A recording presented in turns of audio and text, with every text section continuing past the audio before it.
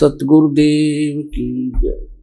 सर्वसंग से प्रार्थना है, सत्संग प्रारंभ हो रहा है। कृपया सत्संग स्थल पर शांति पूर्वक विराजमान होकर के श्रद्धा से सत्संग सुने। परमेश्वर की प्यारी आत्माओं से पुनर्निवेदन है, सत्संग प्रारंभ हो रहा है। कृपया सत्संग स्थल पर शांति पूर्वक विराजमान होकर के श्रद्धा से सत्संग सुने। सतगुरुदेव की जय। बंदी छोड़ कबीर परमेश्वर जी की जय। बंदी छोड़ गरीबदास जी महाराज जी की जय। स्वामी राम देवानंद जी गुरु महाराज जी की जय हो।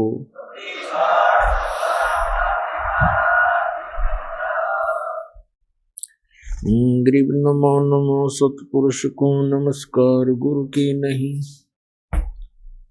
सुर नर मुनि जन साधुआ संतों सर्वस दी नहीं। सतगुरु साहेब संत सब दंडोतम प्रणाम, आगे पीछे मद हुए तिनको जा कुर्बान। नराकार निर्विषम काल जाल वैवंदनम, निर्लेपम निज निर्गुणम अकलनुवेशंदनम। सोहम सुरति समापतम सकल समाना निर्तल, उज्ज्वल हीरंबर हरदम अम्बे परवा अथाह वार पार निमज्जतम। गरीब जो सुमरे सिद्ध होई गणनायक गलता ना, करो अनुग्रह सोई ही पारस पद परवाना। आदि गणेश मनाऊं गणनायक देवन देवा, चरण कमल लो लाऊं आद्यंत करूं सेवा। परम शक्ति संगीतम हृदय सिद्धि दाता सोई, अवगत गुण अतीतम सत्य पुरुष निर्मोही। जगदम्बा जगदीशम मंगल रूप मुरारी, तन मन अर्पों शीशम भक्ति मुक्ति भंडारी। सुर नर मुनि जन ध्यावे ब्रह्मा विष्णु महेशा, शेष शेष मुख गावे पूज्य आदि गणेशा। इंद्र कुबेर सरीखा वरुण धर्म राधावे, समर्थ जीवन जी का मन इच्छा फल पावे। 33 कोटि अधारा जावे शेष 88, उतरे बहु जल पारा कट है यम की फांसी। 33 कोटि अधारा जावे शेष 88, उतरे बहु जल पारा कट है यम की फांसी।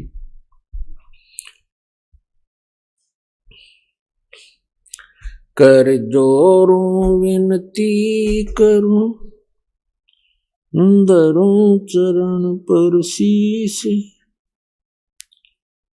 गुरु जी राम देवानंद जी महाराज ने दियो नाम बख्शीश। कोटि कोटि सिजदा करूं कोटि कोटि प्रणाम, चरण कमल में राखियो मैं बंदी जाम गुलाम। कुत्ता हूँ गुरुदेव का रामपाल दास का नाम। गले प्रेम की जेवड़ी जाखें चोभ जाऊं। तो करो तो बावड़ो, दूर दूर करो तो जाऊं। जो राखो त्यों ही रहूं, जो देवो सो खाऊं।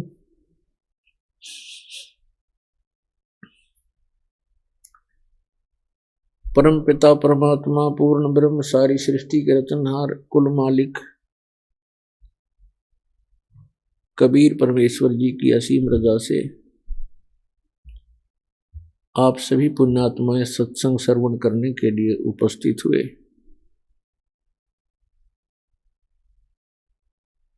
धन भाग हैं आप और धन है आपके माता पिता जिनसे जन्म हुआ। ये इस मनुष्य जीवन का वो सबसे उत्तम समय है कि हम इस मनुष्य जीवन के लक्ष्य को पूरा कर सकते हैं। और पुण्यात्मा, आज का जो समागम, ये 3 दिन का समागम था जो आज संपन्न होने जा रहा है, ये एक विशेष उपलक्ष्य है इसका। वैसे तो सत्संग सभी श्रेष्ठ होते हैं, लेकिन कुछ ऐसे अवसर होते हैं जो जीवन में युगों पर्यंत ही उपलब्ध होते हैं। परमात्मा ने कहा है कि मात पिता मिल जाएंगे, मात पिता मिल जाएंगे, 184 माँ, सतगुरु सेवा और बंदगी भाई फेर मिलन की ना।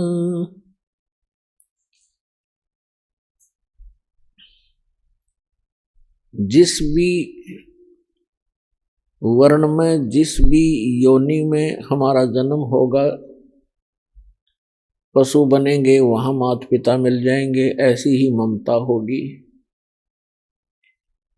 पक्षी बनेंगे वहां भी हमें माता पिता मिल जाएंगे। मानव शरीर प्राप्त होगा तो भी माता पिता मिल जाएंगे। लेकिन जिस मानव शरीर में परमात्मा मिल सकता है, तो वो परमात्मा मानव शरीर में ही प्राप्त हो सकता है। उसके लिए बताया है कि अन्य प्राणियों के शरीरों में माता पिता तो आपको जोंके तो मिल जाएंगे, लेकिन आपने तो भक्ति कर सकते और सतगुरु की सेवा नहीं मिल सकती। माता पिता मिल जाएंगे, 184 माँ, 84 लाख प्रकार के ये अन्य प्राणियों के शरीर हैं। कहते हैं इनमें भी माता पिता मिल जाएंगे, लेकिन उनमें ना सतगुरु मिल सकते और ना ये भक्ति मिल सकती। तो पुण्यात्माओं, आज आपको मानव शरीर प्राप्त है और सतगुरु भी प्राप्त है, क्योंकि आप जी बालक हो। बच्चे को पता नहीं होता कि तुम जो स्टडी कर रहे हो उद्देश्य से, तो वो बच्चे यही लेकर चलते हैं कि हम इंजीनियर बनेंगे, डॉक्टर बनेंगे। टारगेट तो उनका होता है, प्रवेश भी प्राप्त कर लेते हैं, लेकिन उनको जब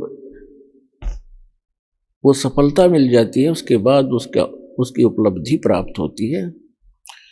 लेकिन टीचर को पता होता है कि ये बच्चे कितने अच्छी तरह पढ़ रहे हैं, प्रत्येक कार्य को ठीक से करके आ रहे हैं, इनका भविष्य उज्जवल है।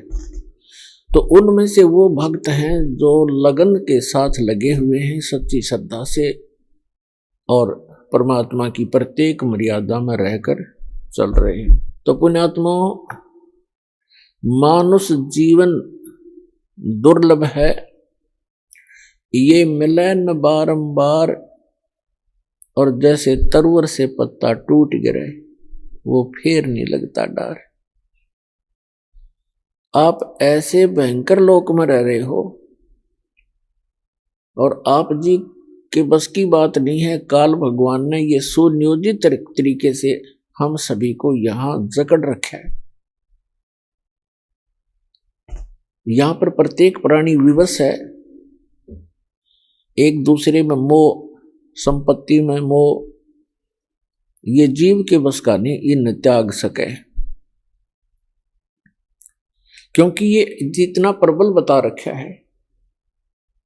फिर इसका विकल्प परमात्मा ने आके बताया है कि जो मैं ज्ञान बताऊं और जो साधना विधि तुम्हें बताऊं, उस पर लगन से लग जाना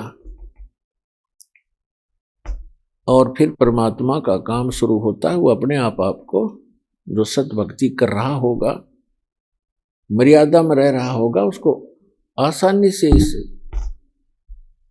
काल के जकड़ से, काल के बंधन से छुटवा ले जाएंगे। अब हमारे साथ क्या बन गई, जैसे अब देखो प्रत्येक प्राणी को ये ज्ञान हो गया है कि हम गलत स्थान पर हैं, और यदि हम इसी तरह इन्हीं आशाओं को लेकर जीते रहे तो हम यहीं फंसे भी रह जाएंगे, और हम इन बंधनों से छूटने की चेष्टा भी कर रहे हैं, और नए चेष्टा भी कर रहे हैं, प्रयत्न भी कर रहे हैं। जो भक्त हैं और अभक्त हैं, जो भी हैं, परमात्मा के ज्ञान से परिचित हो जाते हैं, तो उनके साथ कैसे बनता है, कहते हैं जैसे ये बंदर पकड़ने वाले क्या करते हैं, इस काल भगवान ने हमारे साथ ऐसे कर रखा है। ये बंदर पकड़ने वाले क्या करते हैं, एक ऐसा मिट्टी का ऐसा एक बर्तन रखते हैं, स्टील का जैसा भी, जिसका ऊपर से मुंह बहुत तंग होता है, जैसे सुराही सी होती है, और उनको मिट्टी में गाड़ देता है, जमीन में, और उनके आसपास कुछ रोटी के टुकड़े या दाने, कनक बिखेर देता है, चने, और ऐसी छोटे छोटे कई गाड़ देता है वो पात्र, सुराही सी लोहे की, और उनके अंदर अच्छे गेहूं चने ज्यादा डाल देता है। अब बंदर आते हैं, उन बाहर के दानों को देखकर उनको खाने लगते हैं, फिर झांक कर देखते हैं। वो क्या देखते हैं कि उस सुराही के अंदर बहुत ज्यादा, उस जार के अंदर बहुत ज्यादा चने पड़े हैं। वो उसमें हाथ घुसोड़ कर और मुट्ठी भर लेता है, और मुट्ठी भर कर फिर वो भागने की सोचता है कि नहीं, अच्छा माल मिल गया, भाग लूं। अब वो मुट्ठी भरने के बाद वो मुट्ठी अड़ जाती है उसके मुंह के अंदर, सुराही के जार के मुंह में फंस जाता हाथ उसका। अब उसमें इतनी अकल नहीं कि इसने मुट्ठी खोल दूं, जान बच जा। वो मुट्ठी भी नहीं खोलता है और चिल्लाता है, बुरी तरह चिल्लाना शुरू कर देता है, और मुट्ठी को खोलता नहीं और जकड़े ही रखता है। तो पुण्यात्माओं,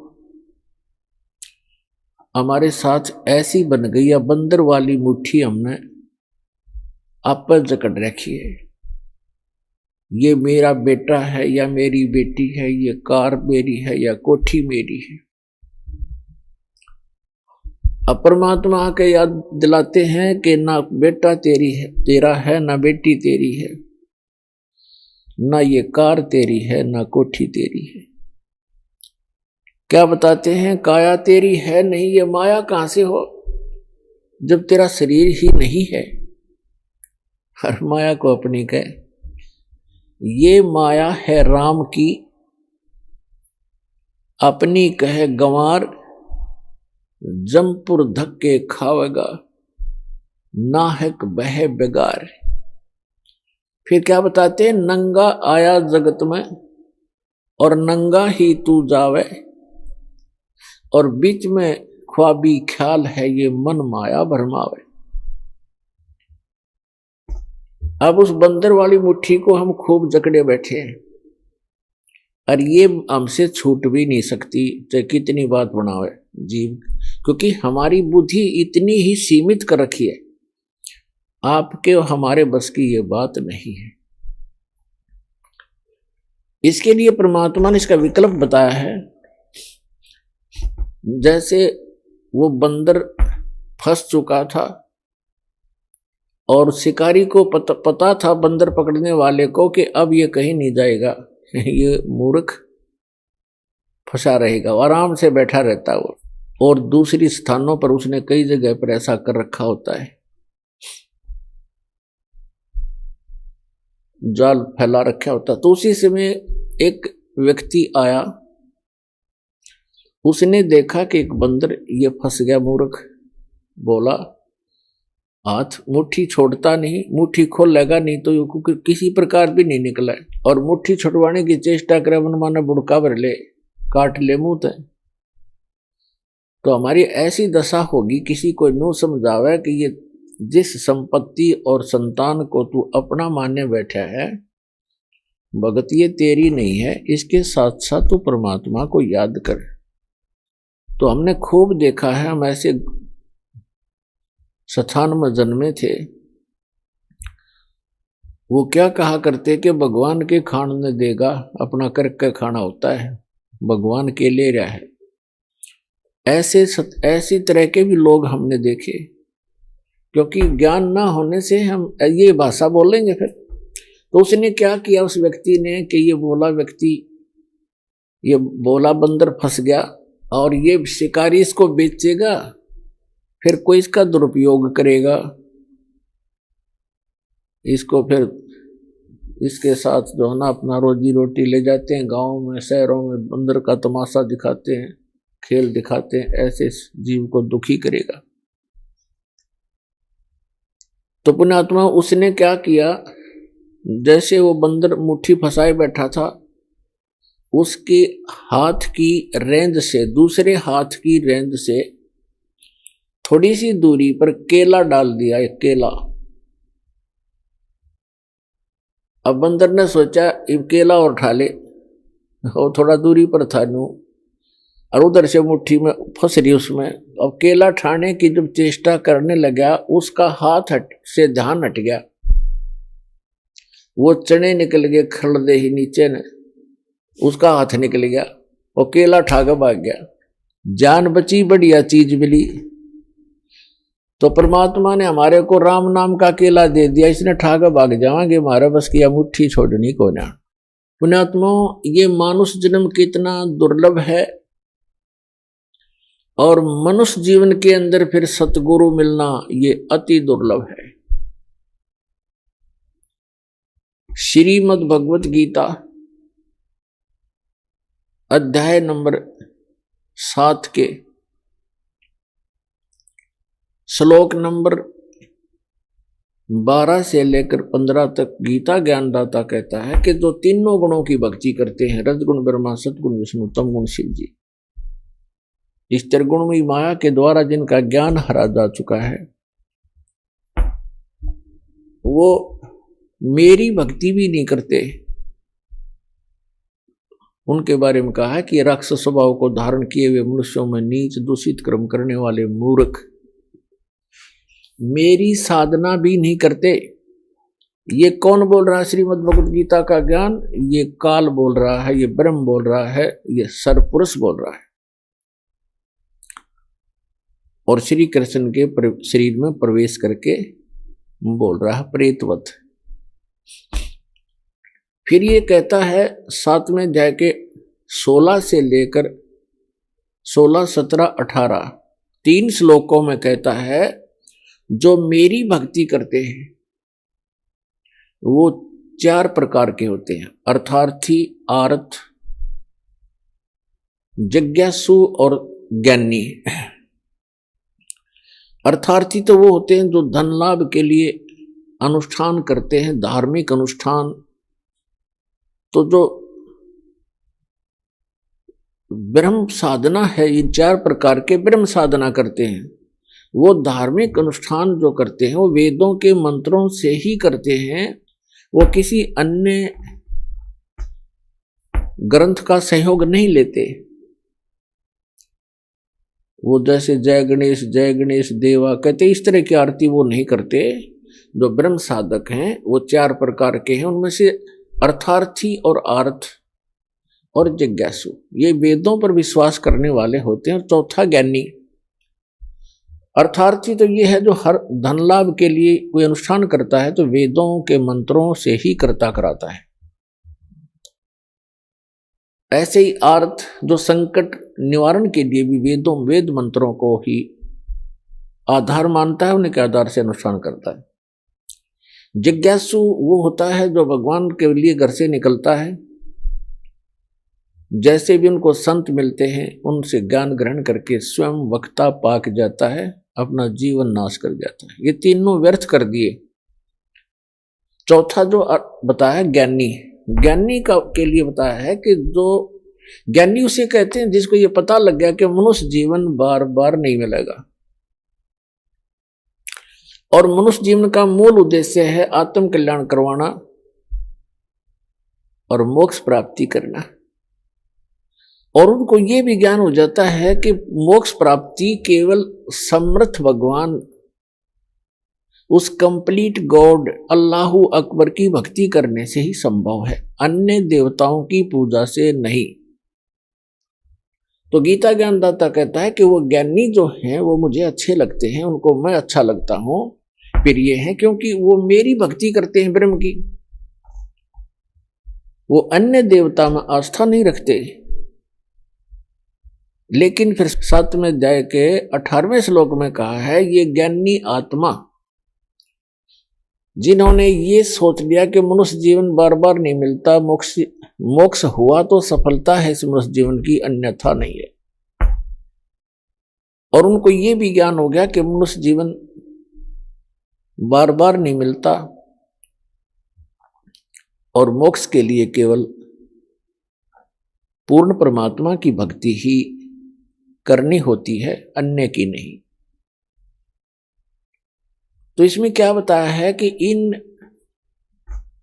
चौथी प्रकार के जो ज्ञानी हैं इनको चौथे अध्याय के 32 और 34 में वर्णित वो तत्वदर्शी संत ना मिलने से इन्होंने अपने आप वेदों का निष्कर्ष निकाल लिया।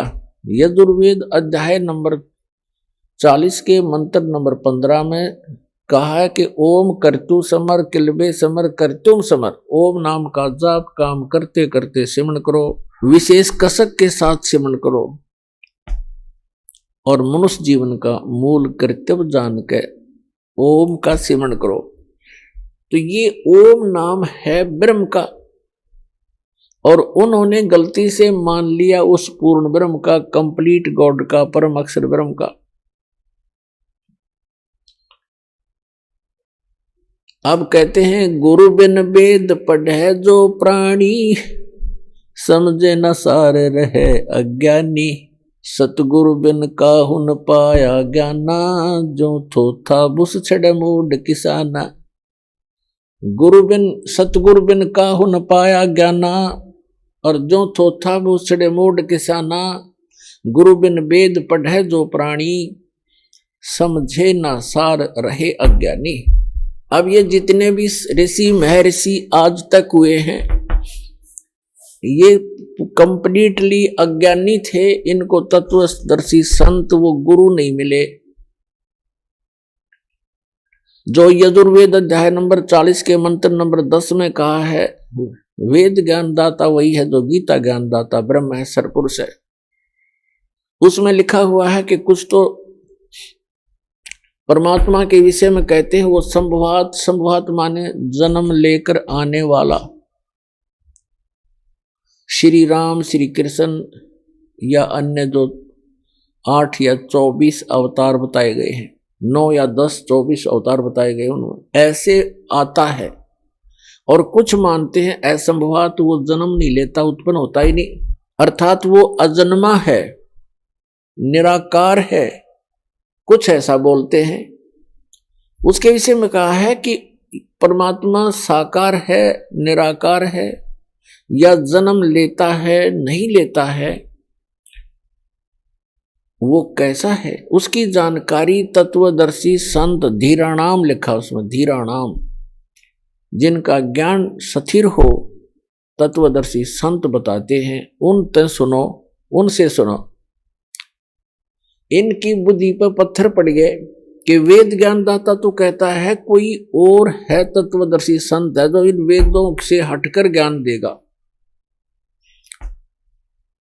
वो उनके समझ में आया नहीं। वेद ज्ञानदाता स्वयं कहता है यजुर्वेद अध्याय नंबर 40 के मंत्र नंबर 17 में कि वो परमात्मा तो गुप्त है, वो तो परोक्ष है, ऊपर रहता है, और मैं ब्रह्म हूं, मेरा ओम नाम है, और मैं खम ब्रह्म, अहम ओम खम ब्रह्म, मैं ब्रह्म, खम माने दिव्य आकाश रूपी ब्रह्मलोक में वहां रहता हूं, मेरा ओम नाम है।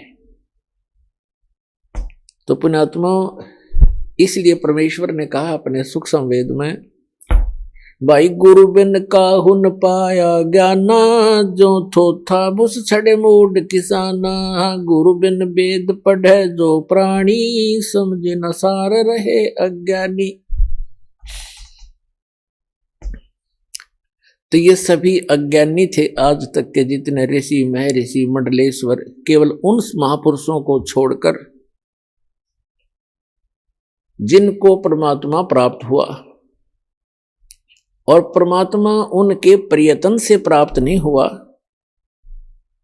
वो अपने विधान अनुसार स्वयं ही आता है। जैसे ऋग्वेद मंडल नंबर 9 सूक्त 86 के मंत्र 26 और 27 में, ऋग्वेद मंडल नंबर 9 सूक्त 82 मंत्र 1, 2, 3 में, ऋग्वेद मंडल नंबर 9 सूक्त सम्मन के मंत्र 3 में,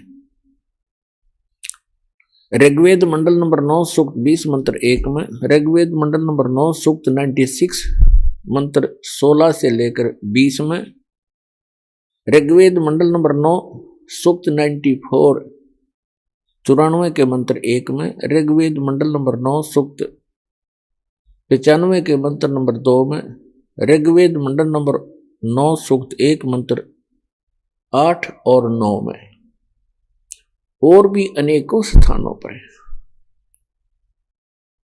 परमात्मा की महिमा लिखी है कि वो कबीर देव परमात्मा, वो परम अक्षर ब्रह्म है, सर्व उत्पादक है, सब आत्माओं का सर्जन करने वाला भी वही है, और पूरे ब्रह्मांडों का, सभी ब्रह्मांडों का सर्जनहार वही है, और वो ऊपर के लोक में रहता है, ऊपर के लोकों में रहता है, सबसे ऊपर के लोक में रहता है, वहां से गति करके आता, अच्छी आत्माओं को मिलता है, उनको उपदेश देता, तत्व ज्ञान सुनाता है, और वो कवियों की तरह आचरण करता है, और अपने मुख कमल से ऊंचे स्वर में बोल बोल के ये तत्व ज्ञान की अमर वाणी लोकोक्तियों के माध्यम से, कविताओं के माध्यम से, शब्दावलियों के माध्यम से बोल बोल कर सुनाता है।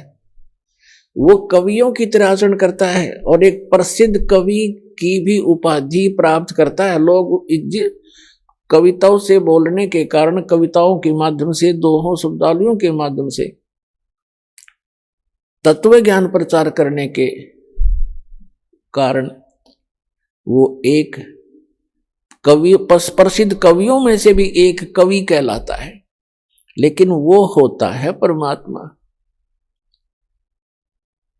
तो पुण्यात्माओं, इस विधान अनुसार वो परमात्मा अच्छी आत्माओं को मिले, उनको अपने से परिचित कराया, सचखंड लेकर गए सतलोक में, जहां भगवान रहता, जहां हम रहा करते थे, और फिर वहां से वापस छोड़ा। उन महापुरुषों ने फिर परमात्मा का आंखों देखा हाल बताया। उनमें से कौन कौन है वो पुण्य भागी? आदरणीय धर्मदास साहिब जी, आदरणीय मलुकदास साहिब जी, आदरणीय नानक साहिब जी जो सिख धर्म के प्रवर्तक हैं, आदरणीय दादू साहिब जी, आदरणीय गरीबदास साहिब जी गांव छुड़ानी जिला हरियाणा वाले, आदरणीय घीसा दास जी गांव खेखड़ा जिला मेरठ उत्तर प्रदेश वाले, और आदरणीय रामानंद जी काशी वाले। इन महापुरुषों के बारे में दास को जानकारी है, और भी बहुत से महापुरुषों को परमात्मा मिले। इन्होंने परमात्मा को जाना और फिर उनका परमात्मा कबीर है, काशी में आए थे धानक रूप जुलाहे रूप में, वही मालिक है। इस नाम ये एफिडेविट दिए उन्होंने अपनी अमृतवाणी में। आदरणीय गरीबदास साहिब जी ने कहा है, हम सुल्तानी नानक तारे दादू को उपदेश दिया, जात जुलाहा भेद न पाया वो काशी महे कबीर हुआ। गरीबदास जी ने निष्कर्ष निकाल कर दे दिया कि मैं इंक्लूडिंग मी, गरीबदास जी कहते हैं, हम सुल्तानी अब्राहिम सुल्तान अधम नाम के एक मुसलमान राजा थे। हम सुल्तानी नानक तारे और दादू को उपदेश दिया, वो जात जुलाहा भेद नहीं पाया, काशी माए कबीर हुआ। अनंत कोट ब्रह्मांड का एक रति नहीं भार, और सतगुरु पुरुष कबीर हैं वो कुल के सिरजनहार। पुण्यात्मा, परमात्मा की कथा को ये सत्यनारायण कथा है। अभी तक हम श्री विष्णु जी की कथा को सत्यनारायण कथा कहा करते थे अपनी भूल से। सत्यनारायण का अर्थ है अविनाशी भगवान की कथा, उसकी जानकारी, उसकी महिमा के, उसके गुणगान। श्री विष्णु जी सत्यनारायण नहीं है, ये अविनाशी परमात्मा नहीं है।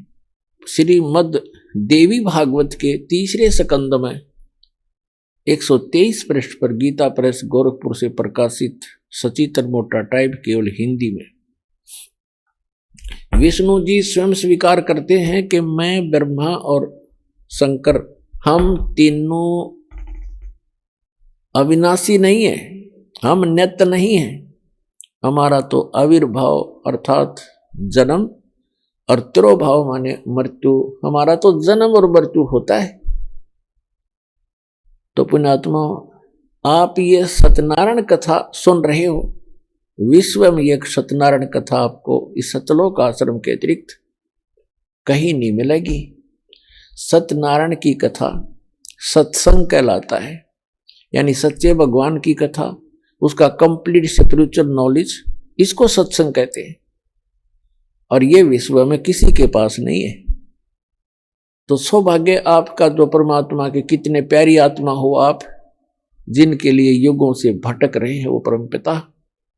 कहते हैं गोता मारूं स्वर्ग में जा बैठूं पाताल, और गरीबदास ढूंढता फिरूं अपने हीरे मोती लाल। गरीबदास जी को परमात्मा मिले और उनको बताया, बच्चा मैं तो अपने हीरे मोती लालों को खोजता फिर रहा हूं, एक बार भी जो परमात्मा की शरण में आ गए किसी भी युग में, तो पुण्यात्मा उन आत्माओं को परमात्मा पार करके छोड़ देगा, समय चाहे कितना ही लग जाओ।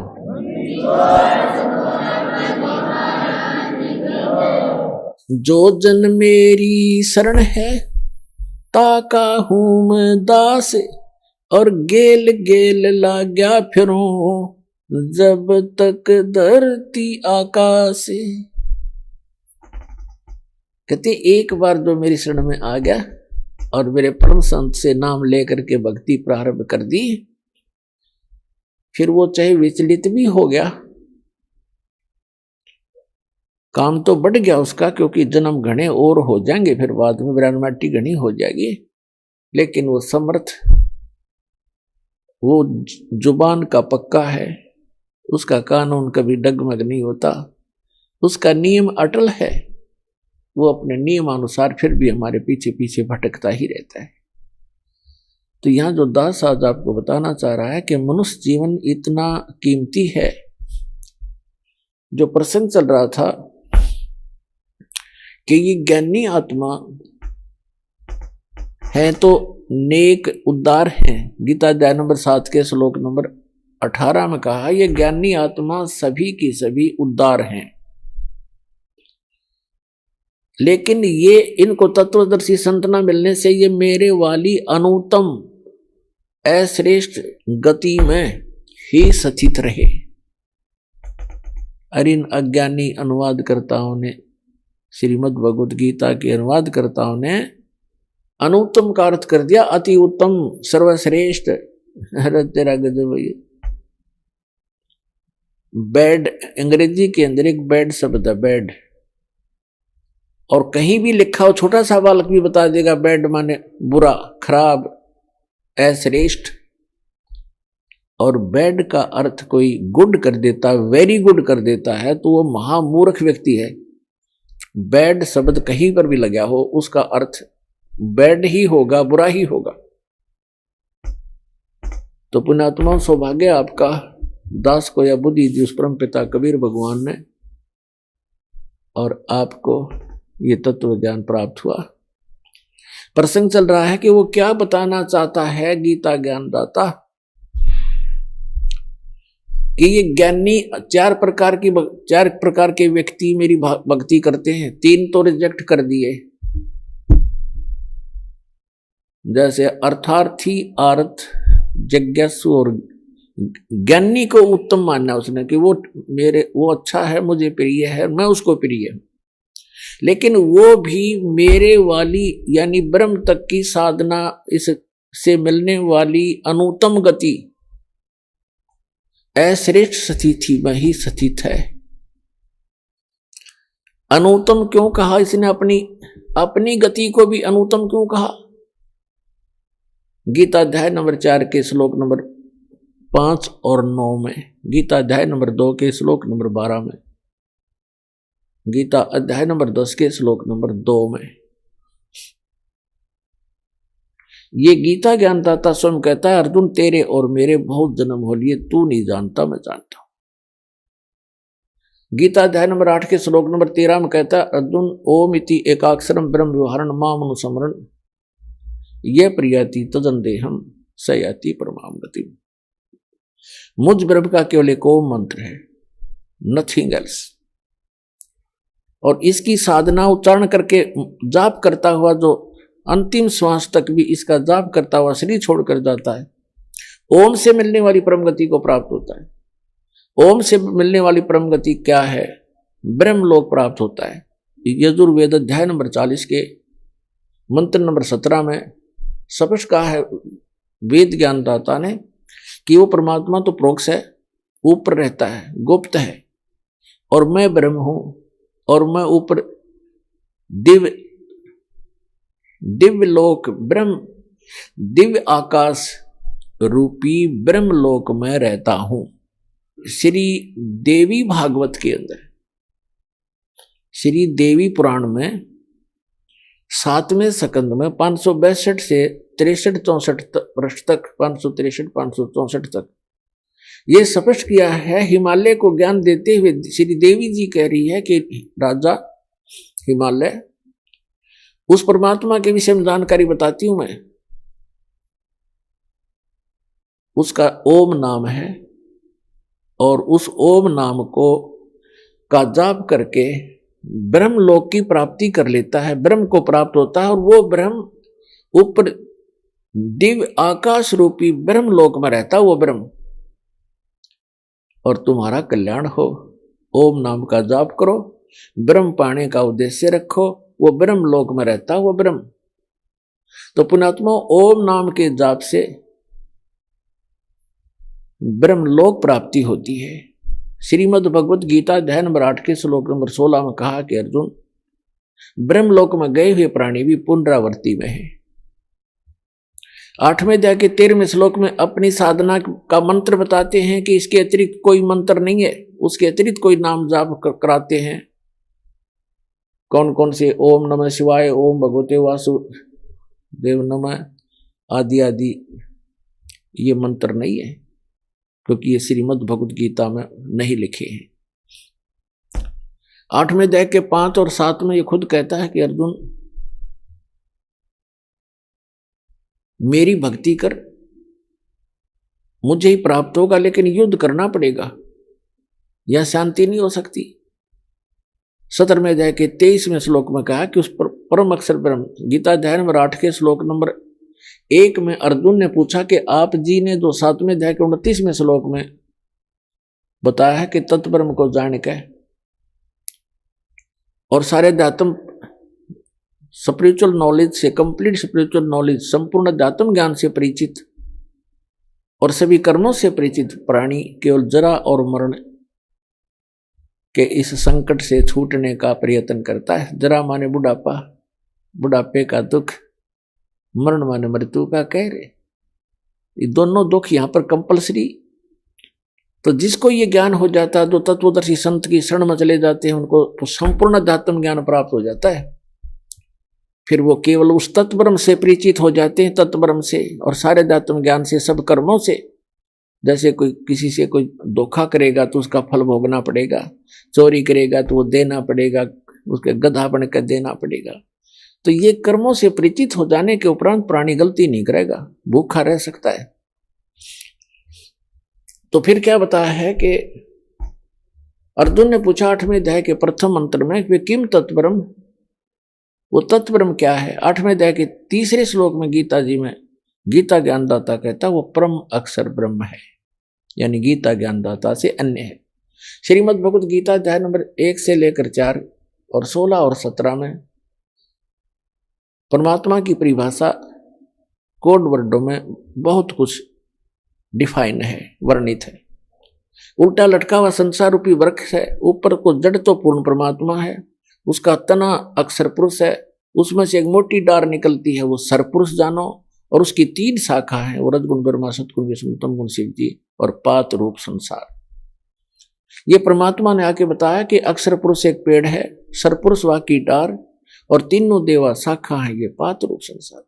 15वें अध्याय के 4थे श्लोक में कहा है कि तत्वदर्शी संत की प्राप्ति के उपरांत 15वें अध्याय के प्रथम मंत्र में तत्वदर्शी संत की पहचान भी बता दी है कि जो संत इस उल्टे लटके हुए संसार रूपी वृक्ष के सभी विभाग बता देगा, तना कौन भगवान है, तो उसकी डार कौन है, शाखा कौन है, पत्ते क्या है, स वेदवित, वो वेद के तात्पर्य को जानने वाला तत्वदर्शी संत है। 15वें अध्याय के 3रे श्लोक में कहा कि उसके पश्चात उस तत्वदर्शी संत की प्राप्ति के उपरांत इस अज्ञान रूप गुत्थी को उस तत्व ज्ञान रूपी शस्त्र से काट के, उसके पश्चात 15वें अध्याय के 4थे श्लोक में कहा कि उसके पश्चात परमेश्वर के उस परम पद की खोज करनी चाहिए, जहां जाने के बाद साधक फिर लौटकर कभी संसार में नहीं आता। और जिस परमेश्वर ने सब ब्रह्मांडों की रचना की है, केवल उसी की भक्ति करनी चाहिए। गीता ज्ञानदाता स्वयं दृढ़ कर रहा है कि और किसी की भक्ति नहीं करना, मेरी भी मत करना। उसकी पाने का मंत्र बता 17वें अध्याय के 23वें श्लोक गीता जी में, ओम तत्सत इति निर्देश है ब्रह्मण तिर्वेद समर्थ ब्राह्मणा तेन वेदा च यगा च विहिता पुरा, कि उस सच्चिदानंद घन ब्रह्म की यानी परम अक्षर ब्रह्म के पाने के 3 मंत्र के जाप का निर्देश है। निर्देश mean final direction, nothing else. 18वें अध्याय के 62वें श्लोक में कहा कि अर्जुन तू सर्वभाव से उस परमेश्वर की शरण में जा, उसकी कृपा से तू परम शांति को और सनातन परम धाम को प्राप्त होगा, शाश्वत स्थान को प्राप्त होगा, जहां जाने के बाद फिर कभी मृत्यु नहीं होती। श्रीमद् भगवद गीता अध्याय नंबर 8 के श्लोक नंबर 5 और 7 में तो अपनी साधना बताता है कि मेरी भक्ति कर मुझे प्राप्त होगा, युद्ध करना पड़ेगा, और युद्ध करना है वहां शांति नहीं। फिर गीता अध्याय नंबर 8 के श्लोक नंबर 8, 9, 10 में स्पष्ट कर दिया है कि जो उसकी भक्ति करता है, उस परम अक्षर ब्रह्म की भक्ति करता है, तत्वदर्शी संत की शरण में जाकर उसको प्राप्त होता है। अंत समय में भक्ति के बल से, इस भक्ति की कमाई से फिर 18वें अध्याय के 66वें श्लोक में निर्णायक ज्ञान दे दिया है। उसमें कह दिया कि सर्वधर्मान परित्यज माम एकम शरणं व्रज अहम तवा सर्व पापेभ्यः मोक्षामि मा शुच। गीता ज्ञानदाता कहता है कि यदि तूने उस परमेश्वर की शरण में जाना है, जहां जाने के बाद फिर लौट कर नहीं आना है, शाश्वत स्थान को प्राप्त करना है, तो मेरे सत्र की जितनी पूजाएं हैं वो मुझे छोड़ दे। ओम नाम का जाप, ये 5 यज्ञ हम इस काल के सत्र की करते हैं, ताकि इसका ऋण देकर इसके यहाँ का, क्योंकि हम इसके होटल में रह रहे हैं, इसका कर्जा हम पर चढ़ रहा है।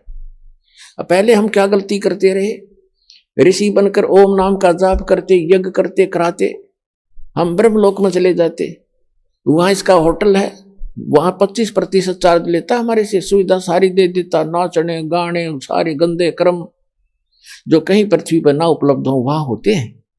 और उसको ये स्वर्ग कहा करते, महास्वर्ग। हम अपनी पूंजी को वहां नाश करके और फिर पाप भी भोगते और फिर 84 लाख योनियों भोगते और यही धक्के खाते रहे। अब हम इस पूंजी को नष्ट नहीं करेंगे अपनी, तो भक्ति करें, हम इसको दे देंगे ब्रह्म को। इस श्वास के सतनाम में दो अक्षर का मंत्र है, एक ओम है, एक तत् और सार नाम के अंदर फिर ये तीनों इकट्ठे हो जाते हैं। तो हम जो ओम नाम के जाप की कमाई इसको दे देंगे, ये ब्रह्म की है। ये सोम भी कहता 18वें अध्याय के 66वें श्लोक में, सर्वधर्मान परित्यज्य माम एकम शरणम व्रज। मेरे सतर के सभी पूजाएं, जो मेरे सतर की भक्ति है, वो धन मुझे दे दे, नू का नू, फिर मैं तुझे सब पापों से मुक्त कर दूंगा, फिर तू उसकी शरण में जा, मुझे कोई ऑब्जेक्शन नहीं। अब जैसे हमने किसी का कर्ज ले रखा हो और वो कहेगा भाई तुझे जब छोड़ूंगा तो मेरा कर्ज दे देगा, तो हम इसका कर्ज दे देंगे, छोड़ेगा, छोड़ना पड़ेगा इसको। तो स्वयं भी अपना वायदा करता है। तो इसके सतर की जो भक्ति है, हम त्रिकुटी पर जाकर परमात्मा आपके साथ होगा इस दास के रूप में और आपके सारे अकाउंट कराएगा।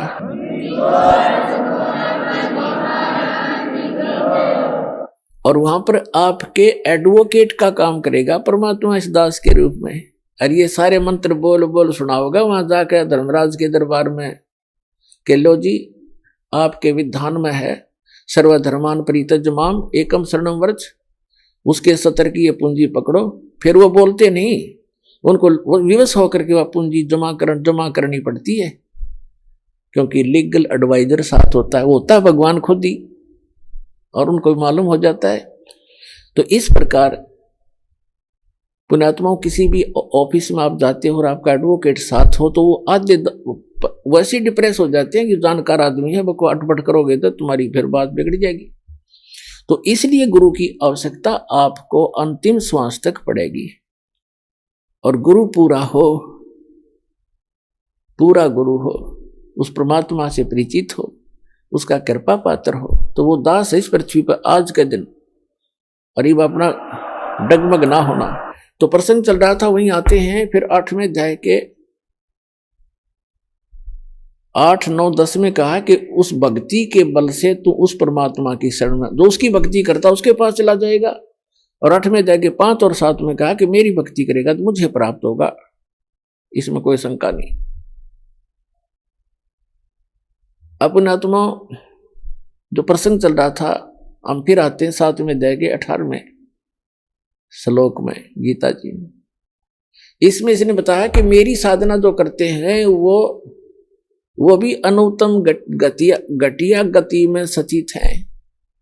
कैसे हैं? जैसे एक चुनक नाम के ऋषि थे, वो ज्ञानी आत्मा थे, घर त्याग दिया, बाल बच्चे त्याग दिए और जंगल वेदों को पढ़ा, यही मार खा गए, इनको गुरु नहीं मिले।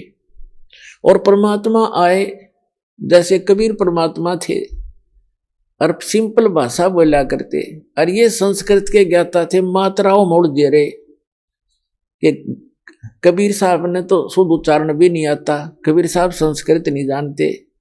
रस भाषा का काम तो अपने विचारों को दूसरे तक पहुंचाने का है, चाहे वो मात्रा गलत भी हो और चाहे उच्चारण गलत भी हो, समझ जाता है आदमी। जब बुद्धिमान होगा संकेत समझ लेते, उसके उनके पास पावर थी। जैसे एक हरियाणा के मुख्यमंत्री अंगूठा छाप थे, और वो किसी गांव में गए, गांव वाले कहने लगे कि मुख्यमंत्री जी, हमारे यहाँ सड़क नहीं है, हमारे गांव में ये डिग्गी पानी का वाटर सप्लाई बिना कहनी आओ थी, उन्होंने डिग्गी को नहीं पानी की। तो वहाँ सारे के सारे विभाग खड़े थे, चीफ इंजीनियर तक, डीसी और कमिश्नर तक। उसने कतीक ना शुद्ध हिंदी जाना था ना अंग्रेजी बोल से जानता था मुख्यमंत्री। उसने कहा रे उरे ना, ओ डीसी क्या नाम है तेरा रे, चीफ इंजीनियर की कहने, उरे ना, ऐसे कर यहाँ से लेकर अठैत लेकर बठैत आई इनकी सड़क बना दे। उन्हें इंग्लिश भी बना ली उसकी, अठैत बठै की, हर नक्शा भी तैयार कर लिया। तीसरे दिन काम शुरू हो गया। तो पुण्यात्माओं तो ये बकवास करते हैं ना, रामपाल ने संस्कृत नहीं आती, फलाना नहीं आता, ये तो वही हैं नकली। दास के पास वर्ड पावर है उस परमात्मा की दी हुई। जिस भी शब्द से बोलूंगा परमात्मा खूब जान लेता है और आपके सारे काम करेगा, मेंट नहीं लगेगी।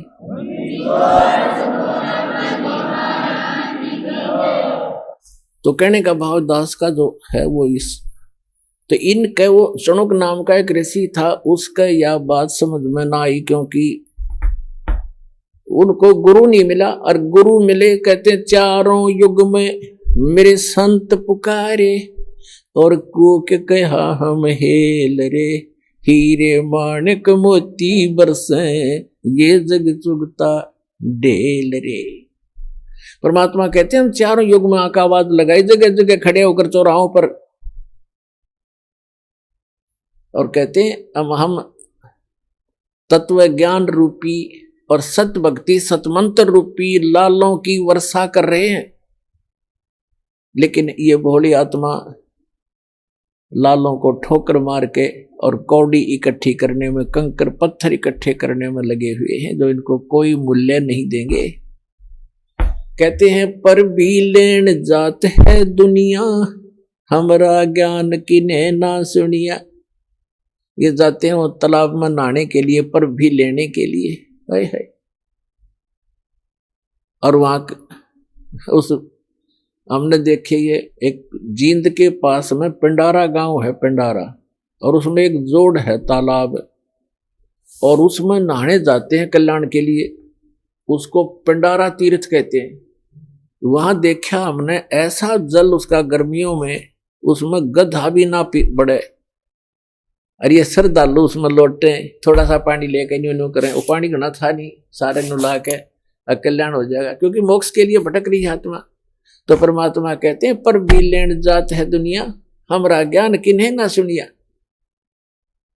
तो परमात्मा आके बताया करते, तो वो इनके गले उतरा नहीं। मनु जी का, वशिष्ठ जी का, इनका जो ऋषि पाक रहे थे, संस्कृत भाषा शुद्ध जाने थे, और वो भगवान आने बताने आए थे। चारों युग में आए मालिक। कहते हैं सतयुग में सत सुकृत कह टेरा, त्रेता नाम मुनिंदर मेरा, द्वापर में करुणा में कलाया, और कलयुग नाम कबीर धराया। चारों युग में हम आए। सतयुग में सत सुकृत नाम था परम पिता का, त्रेता में मुनिंदर ऋषि नाम से आए और समझाने की चेष्टा की, लेकिन इन संस्कृत के ज्ञाताओं ने मात्राओं में उलझे हुए इन अज्ञानियों ने उस लाल को पहचाना नहीं। और कहते हैं द्वापर में हम करुणा में नाम से आए थे, एक बाल्मीक के को मिले थे, ऐसे ही जैसे कलयुग में एक धानक को, जुलाहे को मिले थे कमल के फूल पर। ऐसी लीला करते हैं प्रत्येक युग में परमात्मा। और कलयुग में कबीर नाम से आए थे। तो ये क्या बताते हैं परमात्मा कि हम चारों युग में आते हैं, और ये मात्रा की व्याकरण की भक्ति करने वाले ये भगवान को पहचान नहीं पाते। तो क्या बताते हैं, परमात्मा ने बताया है कि हम चारों युगों में आते हैं लेकिन ये पहचान नहीं पाते। तो उस चुनक ऋषि ने अपने आप निष्कर्ष जैसा भी सुना था ब्रह्मा से या किसी अन्य ऋषि गुरु से, ये फाइनल मान लिया कि ओम नाम है पूर्ण ब्रह्म का, कंप्लीट गॉड का।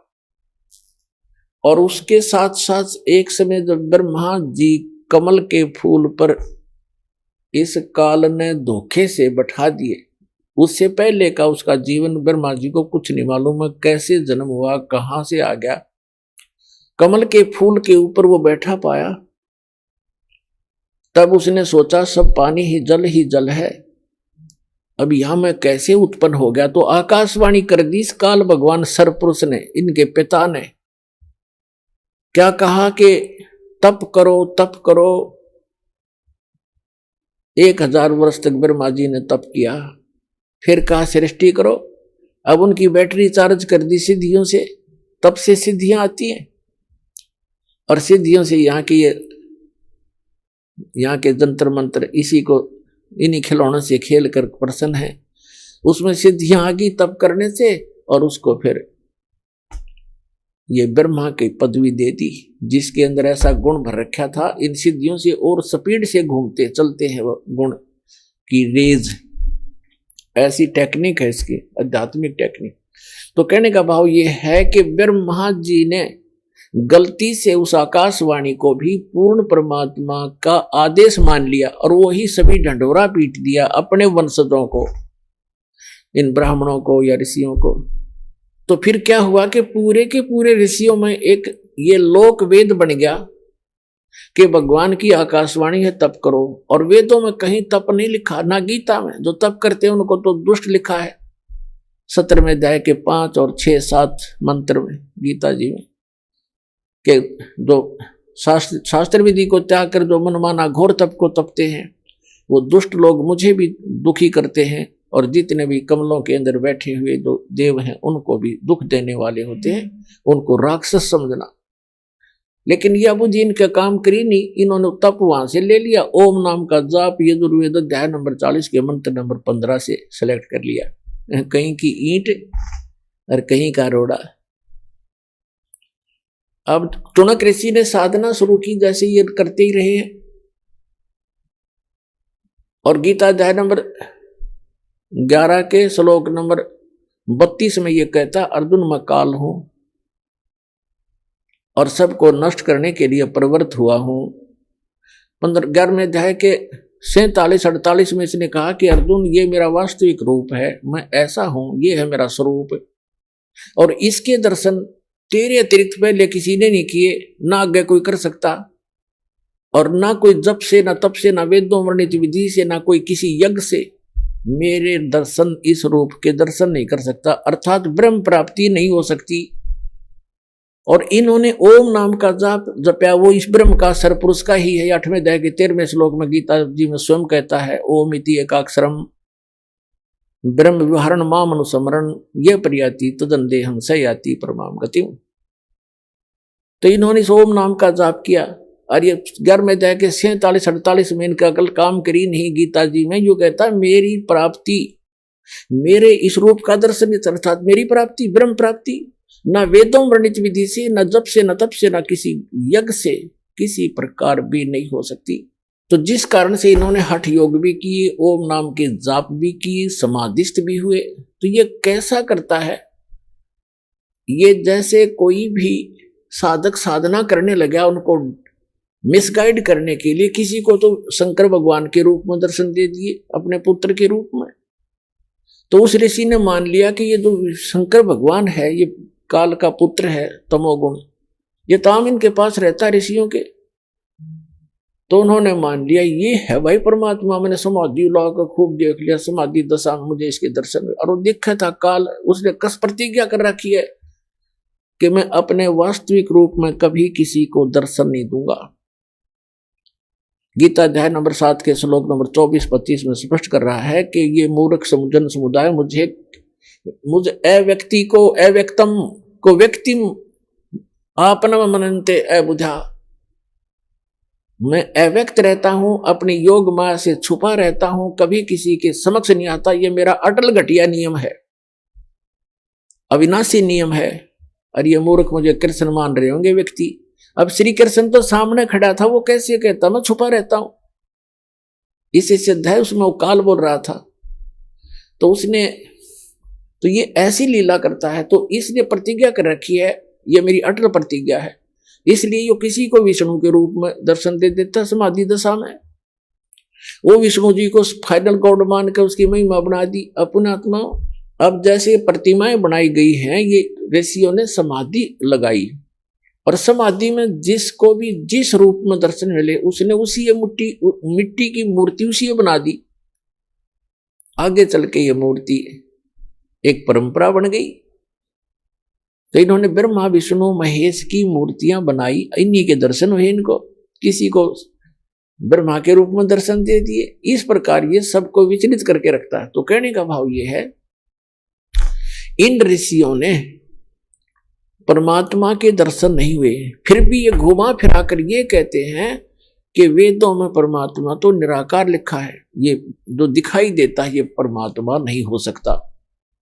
एक तरफ श्री विष्णु जी को कंप्लीट गॉड भी मानते हैं, फिर बुद्धि विचलित होने से कोई इनको कहता है कि नहीं भगवान तो दिखाई थोड़ा ही देता, वो तो निराकार है, प्रकाश ही प्रकाश है, सहस्रार कमल में जाकर देखो वो तो प्रकाश ही प्रकाश दिखाई देता है, 1000 ज्योतियां दिखती है।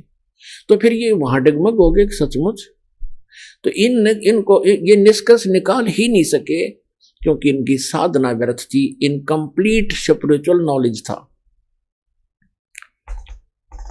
तो चुनक ऋषि ने हजारों वर्षों तक परमात्मा प्राप्ति के लिए कोशिश की, भगवान मिले नहीं, और ये एटम बम बन जाते हैं ज्यादा तप और जप करने से, इस काल तक की भक्ति करने से। और यही कारण है कि काल फिर इनका दुरुपयोग करता है, रिमोट उसके हाथ में होता है इनका सबका। तो चुनक ऋषि ने हजारों वर्षों तक तप किए, जप किया ओम नाम का, भगवान मिला नहीं, और सिद्धि के से यो ओतप्रोत हो गया, पावर हाउस बन गया, एक एटम बम बन गया। एक मानधाता नाम के चक्रवर्ती राजा थे, यानी पूरी पृथ्वी के शासक थे, और वो 1 वर्ष में, 2 वर्ष में, 10 वर्ष में, जैसा भी वो उचित समझते थे, पूरी पृथ्वी पर निरीक्षण किया करते थे। चक्रवर्ती राजा करता था कि किसी अन्य भूभाग के भूपति को, यानी छोटे राजा को,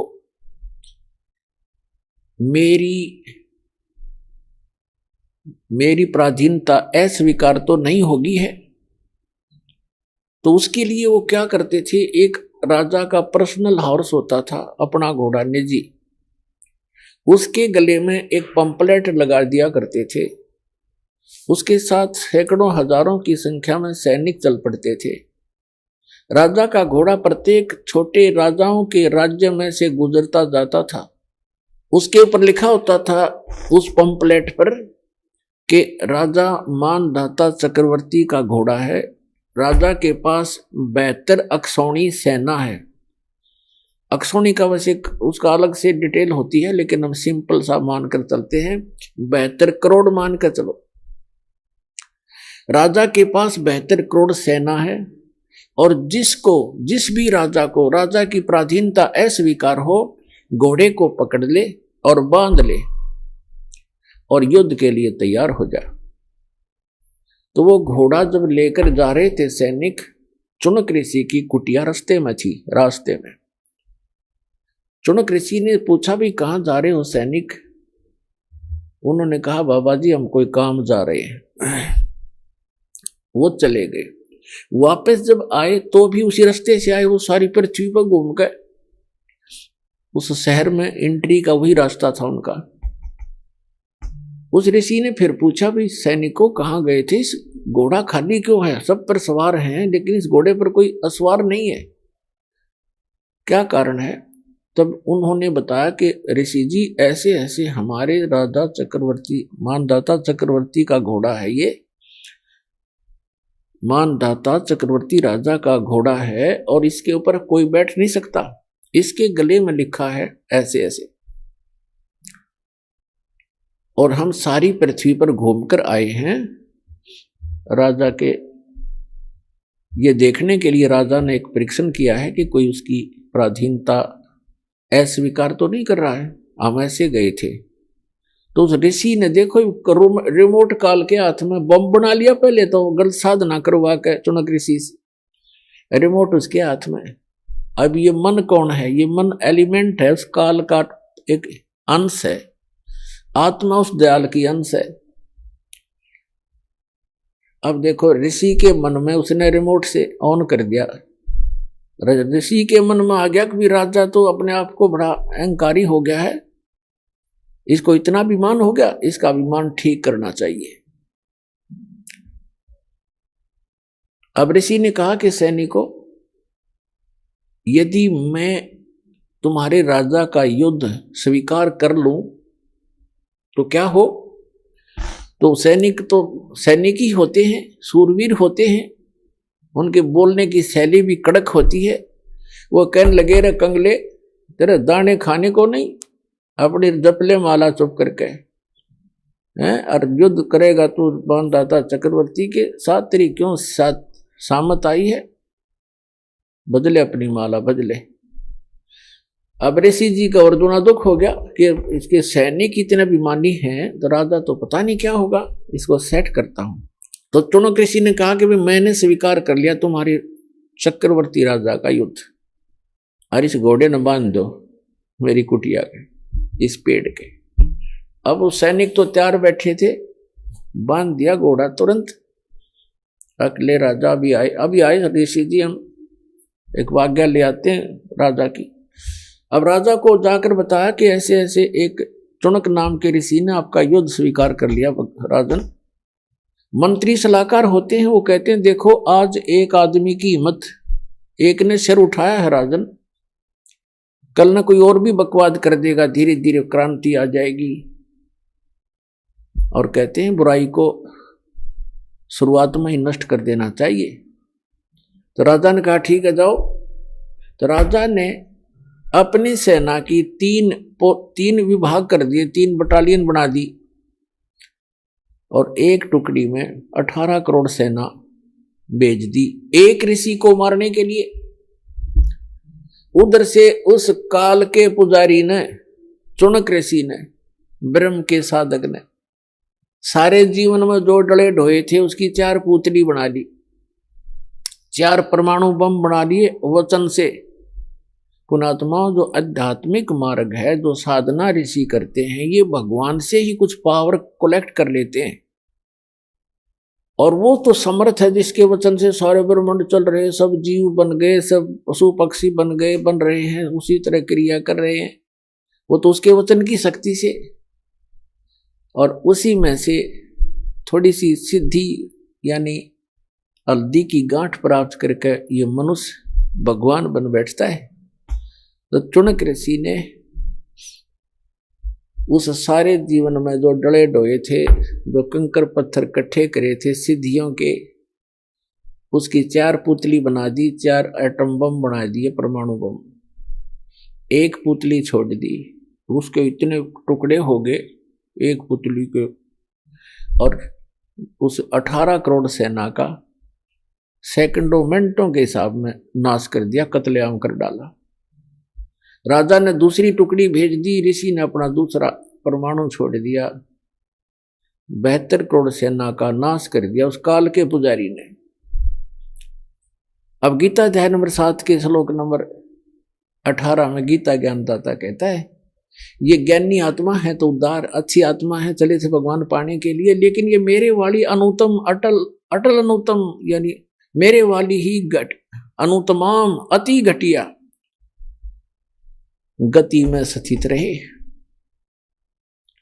अब देखो चुनक ऋषि ने 72 करोड़ सेना का नाश कर दिया। पुण्यात्माओं, चाहे कोई तीर तो मार दे, कोई तलवार से काट दे, कोई गोली लाठी तो मार दे, पत्थर तो मार दे, उसको उतना ही पाप लगता है। और चाहे कोई वचन से मार दे, उसका वो हथियार है तो उतना ही अपराधी है जितना कि गोली से मारने वाला होता है। अब पूरी पृथ्वी पर चुनक ऋषि की महिमा होगी, लेकिन उस कमबख्त ने ये नहीं पता था, न तो अपने भविष्य में बबुल बिजली। अब यहां परमात्मा कहते हैं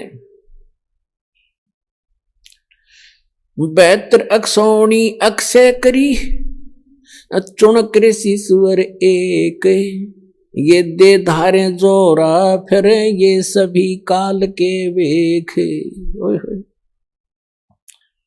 सूक्ष्म वेद में बताया परमात्मा ने कि 72 अक्षौणी अक्षय करी, 72 अक्षौणी का नाश कर दिया उस चुनक ऋषि स्वर एक। पुण्यात्माओं, ये सूक्ष्म वेद की वाणी कोई बालकों की नहीं है, ये इतना गूढ़ रहस्य छुपाए हुए हैं अपने अंदर। ये इन आज तक के ये कबीर पंथीर फलाने इन रोज पढ़ते थे, गरीबदासी इनका कख भी समझ में नहीं आया। चुनक ऋषि स्वर एक, ऋषि स्वर जैसे मुनि मुनिवर, ऋषि ऋषिवर, ऋषिश्वर यानी ऋषियों में श्रेष्ठ, उन श्रेष्ठों में भी श्रेष्ठ, परम श्रेष्ठ ऋषि।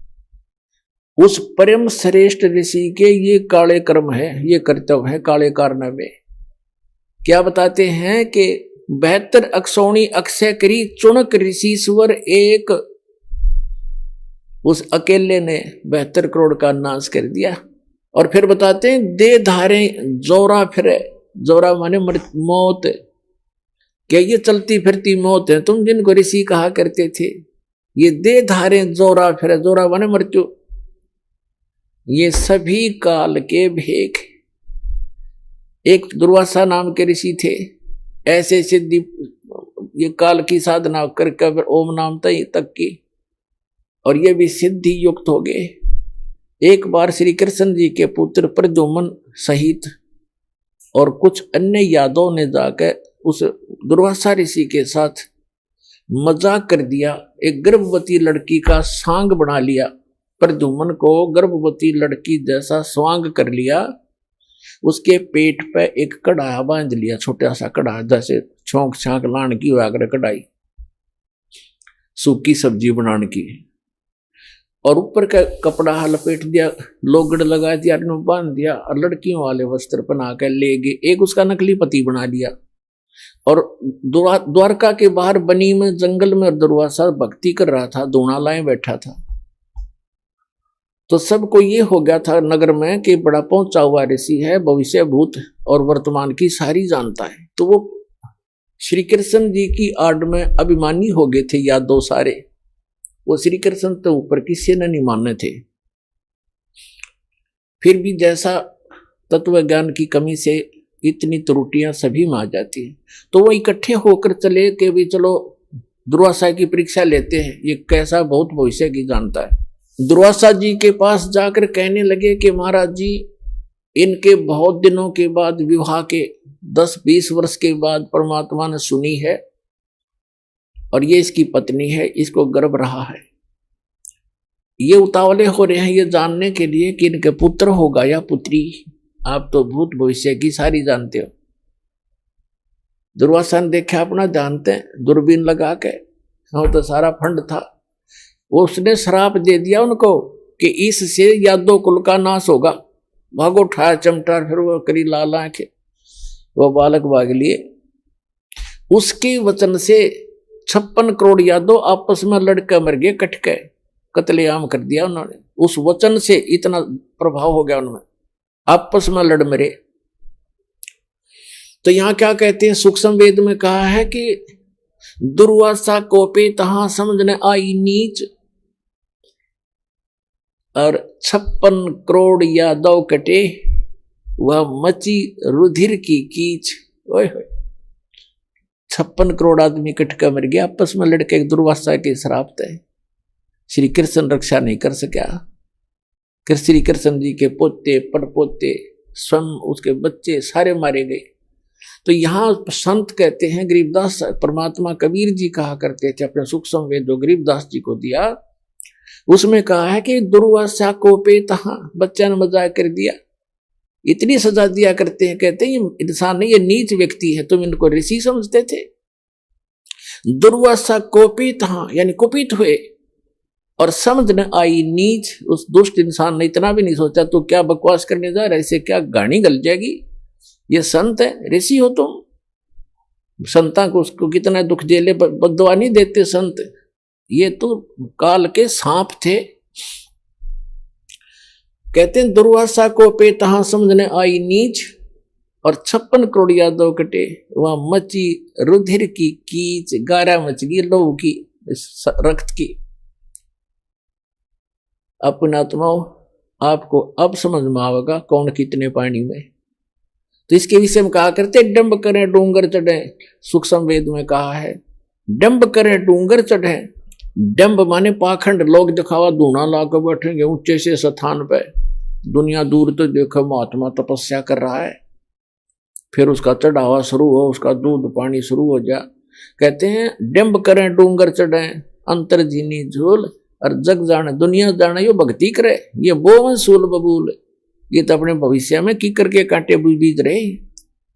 अब जो टुणक ऋषि था उसने जो 72 करोड़ सेना मार दी उस राजा की, बेमतलब बकवास करी। ऋषि का अपना अलग से फील्ड है, साधक का, राजा का अपना फील्ड है, वो अपना काम करे, ऋषि अपना करे। ठीक है, कोई आवे तो सलाह अच्छी दे, ना हो तो भाई वो अपने काम में लग रहा रहे। हरिया के बकवाद भाई उसने कहने थी बुद्धि ठिकाने करूंगा, अपने कर्म बिगाड़ दिए।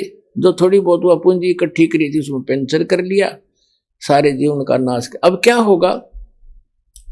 इतना कुछ करने के बाद भी इनके कुछ भक्ति, तो उसके बाद भी भक्ति की वो अंश शेष रह जाते हैं, उसके कारण जाएगा ब्रह्मलोक में ओम नाम के जापते, वहां अपनी पूंजी नाश करके फिर पृथ्वी पर जन्म लेगा ये, और पृथ्वी पर फिर मनमाने राजा भी बन जा पूरी पृथ्वी का।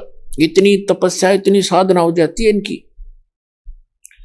और फिर 84 लाख योनियों के चक्कर में भी पड़ना ही पड़ना पड़ेगा। जब इसका 84 लाख योनियों में कष्ट उठाने का नंबर आएगा, जब ये कुत्ता बनेगा ये चौनक ऋषि, और इसके सिर में जख्म होंगे, कीड़े पड़ेंगे, और वो कीड़े जो 72 सोनी सेना मारी थी इसने चूट चूट कर खाएंगे। तो पुण्यात्माओं, परमात्मा के सद्यात्म ज्ञान से आपको पता चलेगा कि कौन से, जैसे गीता अध्याय नंबर 7 के श्लोक नंबर 29 में कहा है कि तत्वदर्शी संत जब मिल जाएगा वो व्यक्ति तत्ब्रह्म से परिचित हो जाते हैं, संपूर्ण अध्यात्म ज्ञान से, सभी कर्मों से परिचित हो जाते हैं उस तत्व ज्ञान में। ऐसा ज्ञान है। देख कौन कितना बड़ा मुकदमा मोल ले लिया चौनक ऋषि ने बगैर ज्ञान के। ऐसे अग्नि में हाथ डाल देते हम अपने आत्मा। परमात्मा कहते तुमने उस दरगाह का, तुमने उस सच्चे दरबार का मैल नहीं देखा और धर्मराज के तिल तिल का लेखा। उस सच्चे परमात्मा के आदेश से धर्मराज यहाँ का जो चीफ जस्टिस है 21 ब्रह्मांड, एक ब्रह्मांड का, कहते वो एक मासा कम नहीं कर सकता, तिल की वृद्धि नहीं कर सकता, वो उसको सब भोगने पड़ेंगे तुमने। जैसे भी सोच भी अगर गलत रखते हो तुम, सोच का भी भोग भोगना पड़ेगा। आपने कर दिया वो तो कहना है क्या है। अब जो प्रसंग चल रहा है,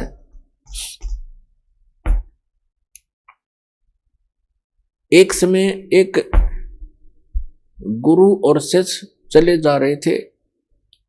रास्ते में एक मछियारा मछली पकड़ रहा था किसी सरोवर से, और वहां से जाल भर के और बाहर डाल रहा था। वो तड़प तड़प कर शरीर छोड़ रही थी। उस लड़के ने, शिष्य ने, छोटा बालक था 10-15 वर्ष का, उसने पूछा गुरुजी ये प्राणी जो ऐसा अपराध कर रहा है इसको क्या सजा मिलेगी?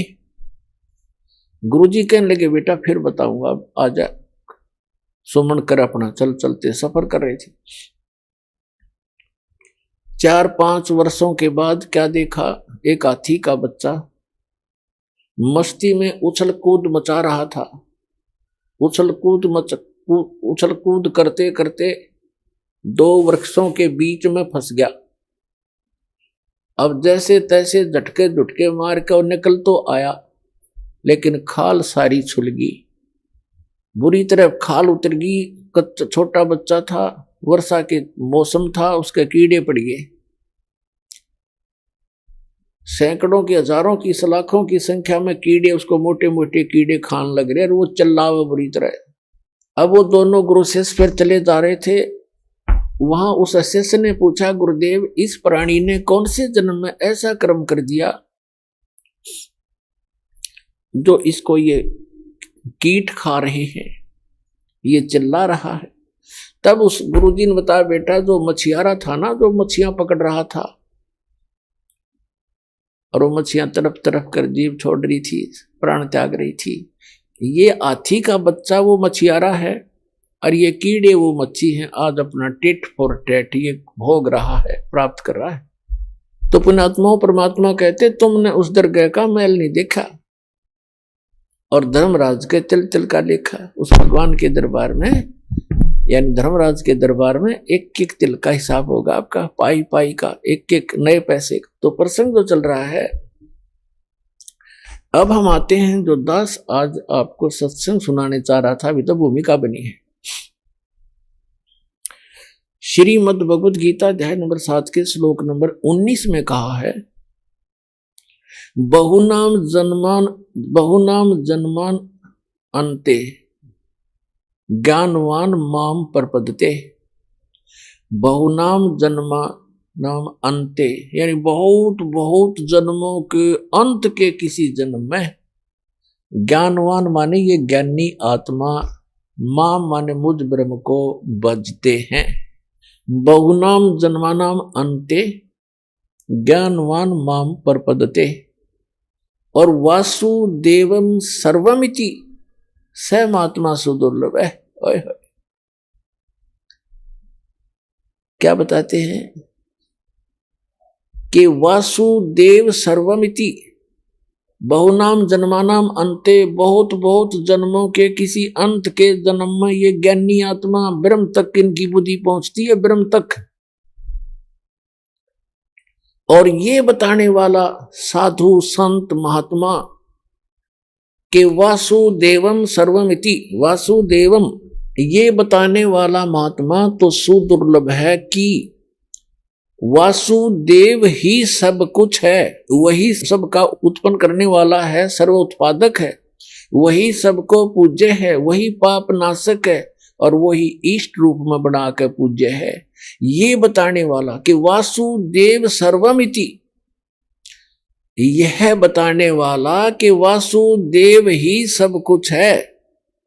ये तो कंटिन्यू ज्ञान चल रहा है। पहले तो तीनों गुणों ब्रह्मा विष्णु महेश तक की भक्ति को खुद रिजेक्ट कर दिया, अपने सतर की तीनों की भक्ति को रिजेक्ट करके ब्रह्म कह रहा है ये काल श्री कृष्ण में प्रवेश करके कि मेरी भक्ति केवल ज्ञानी आत्मा करते हैं, और वो भी मेरे सही ज्ञान को ना समझ कर मेरे वाली ही घटिया अनुतम इस गति में स्थित रहे। हो गया स्पष्ट।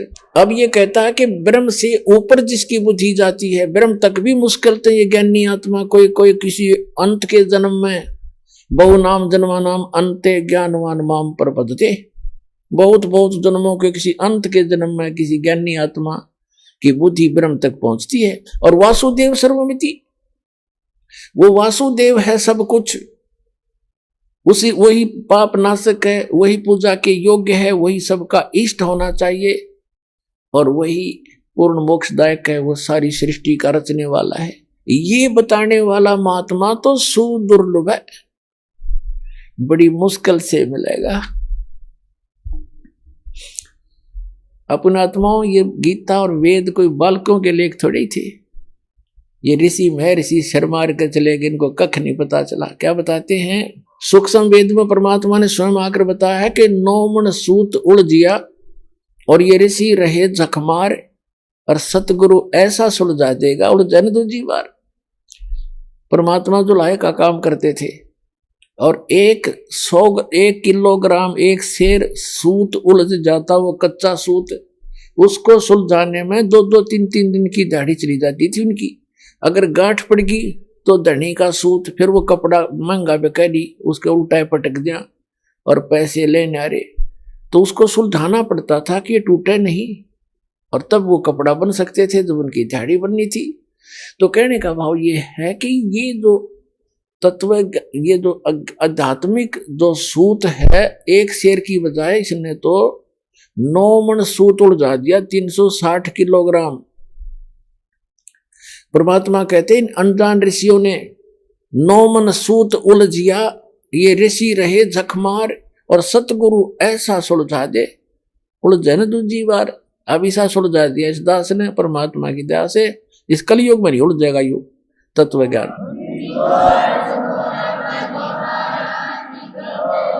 कोई भक्ति करियो चाहे ना करियो, वो अलग बात, उसके भाग्य पर डिपेंड करेगी। अब जैसे कहा कि वासुदेव सर्वमिति, वासुदेव का अर्थ श्री कृष्ण नहीं है।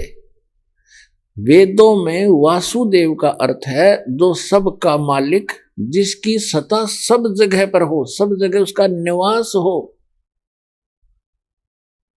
जैसे परमात्मा ने सूक्ष्म वेद में बताया कि अर्श कुर्स पर अलह तख्त है, उस परमात्मा का तख्त राजधानी ऊपर है, अर्श के कुर्स में, कॉर्नर में, सबसे ऊपर के स्थान पर। अर्श कुर्स पर अलह तख्त है, खालिक बिन नहीं खाली। कहते उस परमात्मा के बिना उसकी नजर से कोई जरा सा भी टुकड़ा उसके ब्रह्मांडों का बचा नहीं है, सब जगह उसकी दृष्टि है, यानी उसकी पावर सब जगह विद्यमान है। और परमात्मा भले ही ऊपर बैठा है। तो कहते हैं वासुदेव का अर्थ है जिसकी सत्ता सबके ऊपर हो, सब जगह उसका वास हो। जैसे परमात्मा की परिभाषा के अंदर क्या आता है, एक सिंपल सा उदाहरण है, जैसे एक तहसीलदार भी साहब कहलाता है, एक एसडीएम भी साहब कहलाता है, और डीसी और कमिश्नर, मंत्री, मुख्यमंत्री, प्रधानमंत्री ये और राष्ट्रपति ये सभी साहब कहलाते हैं। लेकिन इनका अपना क्षेत्र होता है, इनकी अपनी अक्षमता होती है पावर की। तो इसी प्रकार जैसे सीएम मुख्यमंत्री एक क्षेत्र का, पर वासुदेव एक अक्षेत्र के ऊपर वो प्रभु है, सबके ऊपर वास नहीं है उसका। जैसे प्रधानमंत्री को लेकर चले हम, क्योंकि फॉर एग्जाम्पल, तो प्रधानमंत्री जी अपने भारतवर्ष के ऊपर वासुदेव है वो। इतना संकेत बतेरा आपने समझने के लिए। तो पूर्ण परमात्मा परम अक्षर ब्रह्म जो है, जैसे गीता अध्याय नंबर 15 के श्लोक नंबर 16 और 17 में 3 पुरुष बताए हैं, एक सरपुरुष, एक अक्षर पुरुष, एक परम अक्षर पुरुष, उत्तम पुरुषत्व ने। तो गीता अध्याय नंबर 8 के श्लोक नंबर 1 का उत्तर अर्जुन ने पूछा कि वो किम तत्ब्रह्म, जो आपने तत्ब्रह्म बताया है कि उसको जानने के बाद 7वें अध्याय के 29वें श्लोक में, तो फिर साधक जरा और मरण से छूटने का प्रयत्न करता है। 8वें अध्याय के प्रथम मंत्र में अर्जुन के पूछने पर कि किम तत्ब्रह्म, वो तत्ब्रह्म क्या है, गीता ज्ञानदाता सरपुरुष ने, यह सरपुरुष है गीता ज्ञानदाता, ये कहता है वो परम अक्षर ब्रह्म है। 8वें अध्याय के 3रे श्लोक में श्रीमद् भगवत गीता। तो गीता अध्याय नंबर 15 के श्लोक नंबर 16 और 17 में 3 पुरुष है, सरपुरुष, अक्षर पुरुष और परम अक्षर पुरुष। तो उसमें बताया कि सरपुरुष और अक्षर पुरुष तथा इनके अंतर्गत जितने जीव हैं, ये खुद भी, और इनके अंतर्गत जितने प्राणी हैं इनके ब्रह्मांडों में, तो ये सभी नाशवान है, स्वयं भी नाशवान है, जीवात्मा किसी की नहीं मरती। तो सरपुरुष की 21 ब्रह्मांड का स्वामी है वो वासुदेव नहीं है, ब्रह्म। और श्री कृष्ण केवल एक विभाग का मंत्री है, सतोगुण विभाग के मंत्री है एक ब्रह्मांड के अंदर, वो केवल अपने विभाग में ही प्रभु है, वो पूरे ब्रह्मांड में भी स्वामी नहीं है। जैसे एक विभाग का मंत्री होता स्टेट में, वो अपने विभाग पर ही मालिक है, दूसरे विभाग में वो इंटरफेरेंस नहीं कर सकता। इसी प्रकार इस काल भगवान जो है ये एक ब्रह्मांड में एज ए चीफ मिनिस्टर समझ लो, और इसके ऐसे ऐसे 21 ब्रह्मांड है, सब में एक जैसे रोल करता है। तो ये 21 ब्रह्मांड में प्रभु है, ये सर्वव्यापक नहीं है, सबके ऊपर प्रभु यानी वासुदेव नहीं है। जो अक्षर पुरुष है वो 7 संघ ब्रह्मांड का स्वामी है, प्रभु है, वो वासुदेव नहीं है, सब जगह उसकी प्रभुता नहीं है। और वो परम अक्षर ब्रह्म है, वो कंप्लीट गॉड है, उसका ओवरऑल कंट्रोलर है, उसका सभी असंख्य ब्रह्मांडों पे इंक्लूडिंग सरपुरुष और अक्षर पुरुष, इनके ऊपर भी उसकी प्रभुता है, वो है वासुदेव। तो गीता अध्याय नंबर 7 के श्लोक नंबर 19 में स्पष्ट किया है कि बहुनाम जन्मानाम अन्ते ज्ञानवान माम प्रपद्ये, और वासुदेव सर्वमति सहमात्मा सुदुर्लभ है, ये बताने वाला के वो वासुदेव ही सब कुछ है, उसी की पूजा करनी चाहिए, वो पाप नाशक है। गीता अध्याय नंबर 15 के श्लोक नंबर 17 में कहा है कि उत्तम पुरुष तू अन्य परमात्मा इति उदारत है, ये लोग तरमाविश्य विवर्ती अवय ईश्वर है। उत्तम पुरुष तो इन दोनों से, सरपुरुष अक्षर पुरुष से वो श्रेष्ठ भगवान परम अक्षर ब्रह्म तो कोई और है, और वो वही भगवान कहलाता है। और तीनों लोकों में प्रवेश करके सबका धारण पोषण, सबका वही पालक है। जैसे गीता अध्याय नंबर 15 के श्लोक नंबर 1 से 4 का स्पष्ट किया है कि ऊपर को लटका हुआ संसार रूपी वृक्ष है, और उसका तना तो समझो अक्षर पुरुष, उसकी मोटी डार सरपुरुष, और 3 शाखा है, ये तीनों देवता रजगुण ब्रह्मा सतगुण विष्णु तमगुण शिव जी, और 5 रूप संसार। और जो गुप्त है वो जड़ कौन है, वो परम अक्षर ब्रह्म है। तो परम अक्षर ब्रह्म रूपी मूल से, जड़ से ही सभी संसार रूपी वृक्ष को आहार प्राप्त होता है। तो इसलिए गीता अध्याय नंबर 15 के श्लोक नंबर 17 में कहा है कि उत्तम पुरुष है तू अन्य परमात्मा इति उदारते, वैसे पुण्यात्माओं, परमात्मा की परिभाषा अगर आपको बताने लगूंगा तो विषय अलग हो जाएगा, काफी समय लग जाएगा। परमात्मा उसको कहते हैं जो किसी की आत्मा नहीं दुखावे, कोई किसी का बेटा नहीं मारा, किसी की बेटी नहीं मारा, किसी का कैंसर नहीं करे, किसी का कोई दुख नहीं दे, केवल सुख सुख दे, उसको परमात्मा कहते हैं, श्रेष्ठ आत्मा। और हम उस परमात्मा को ना समझकर इस काल को परमात्मा कहने लगे। और किसी का बेटा मर गया, किसी की बेटी मर गई, किसी का बाप मर गया, किसी की माँ मर गई, कुणबा का कुणबा घाणी, कैंसर से पीड़ित हाहाकार मच रहा है। ये परमात्मा का लोक है, परमात्मा का लोक सतलोक है, जहां दुख नाम की चीज नहीं। तो गीता अध्याय नंबर 15 के श्लोक नंबर 17 में स्पष्ट किया है कि उत्तम पुरुषत्व इन दोनों से अलग है, वो श्रेष्ठ भगवान पुरुषोत्तम, और जिसको परमात्मा कहा जाता है। और ये लोक धर्म अवश्य विवर्ती अवैश्वर है, जिस दो तीनों लोकों में प्रवेश करके सबका पालन करता है, वो है वो अविनाशी भगवान। तो कहते गीता अध्याय नंबर 7 के श्लोक नंबर 19 को पुण्यात्माओं, ये कंसेप्ट क्लियर करने के लिए 2 घंटे का सत्संग करना पड़ा, पहले भूमिका बनाने के लिए, ताकि आप बच्चों की बुद्धि वहां तक पहुंच सके। दास के बताना चाहे आपके ऊपर कैसे रहम हुआ है परमात्मा का, आपको शिक्षित किया। अगर अशिक्षित होते तो आप मेरा पत्थर मारते, ये क्या कह रहा है। और आज कुछ दिनों के बाद देखिए दास को पलकों पे बिठाएगी पूरा संसार।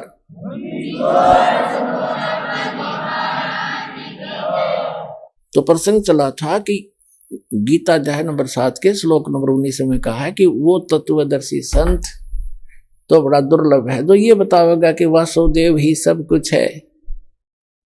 अपने आत्माओं, एक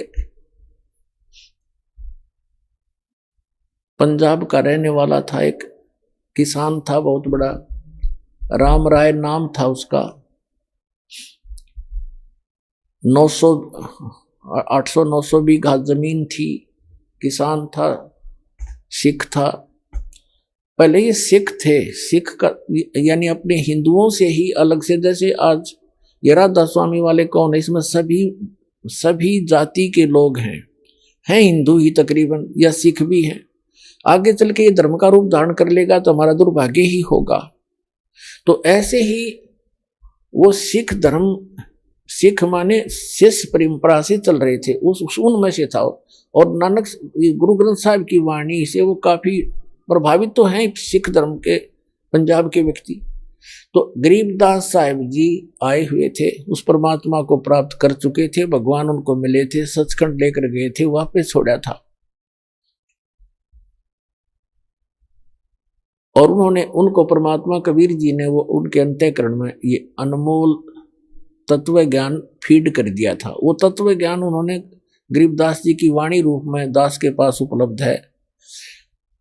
तो उनका गरीबदास जी का शिष्य लुधियाना के पास एक वासियर गांव है, वासियर, उसके बाहर बनी में सफर कर पैदल चला करते थे। और वहां नहा धो के कुएं पे, किसी जल पे, तालाब पे बैठ गया, सुबह सुबह नित्यनेम कर रहा था, ऊंची स्वर में ब्रह्मवेदी बोल रहा था।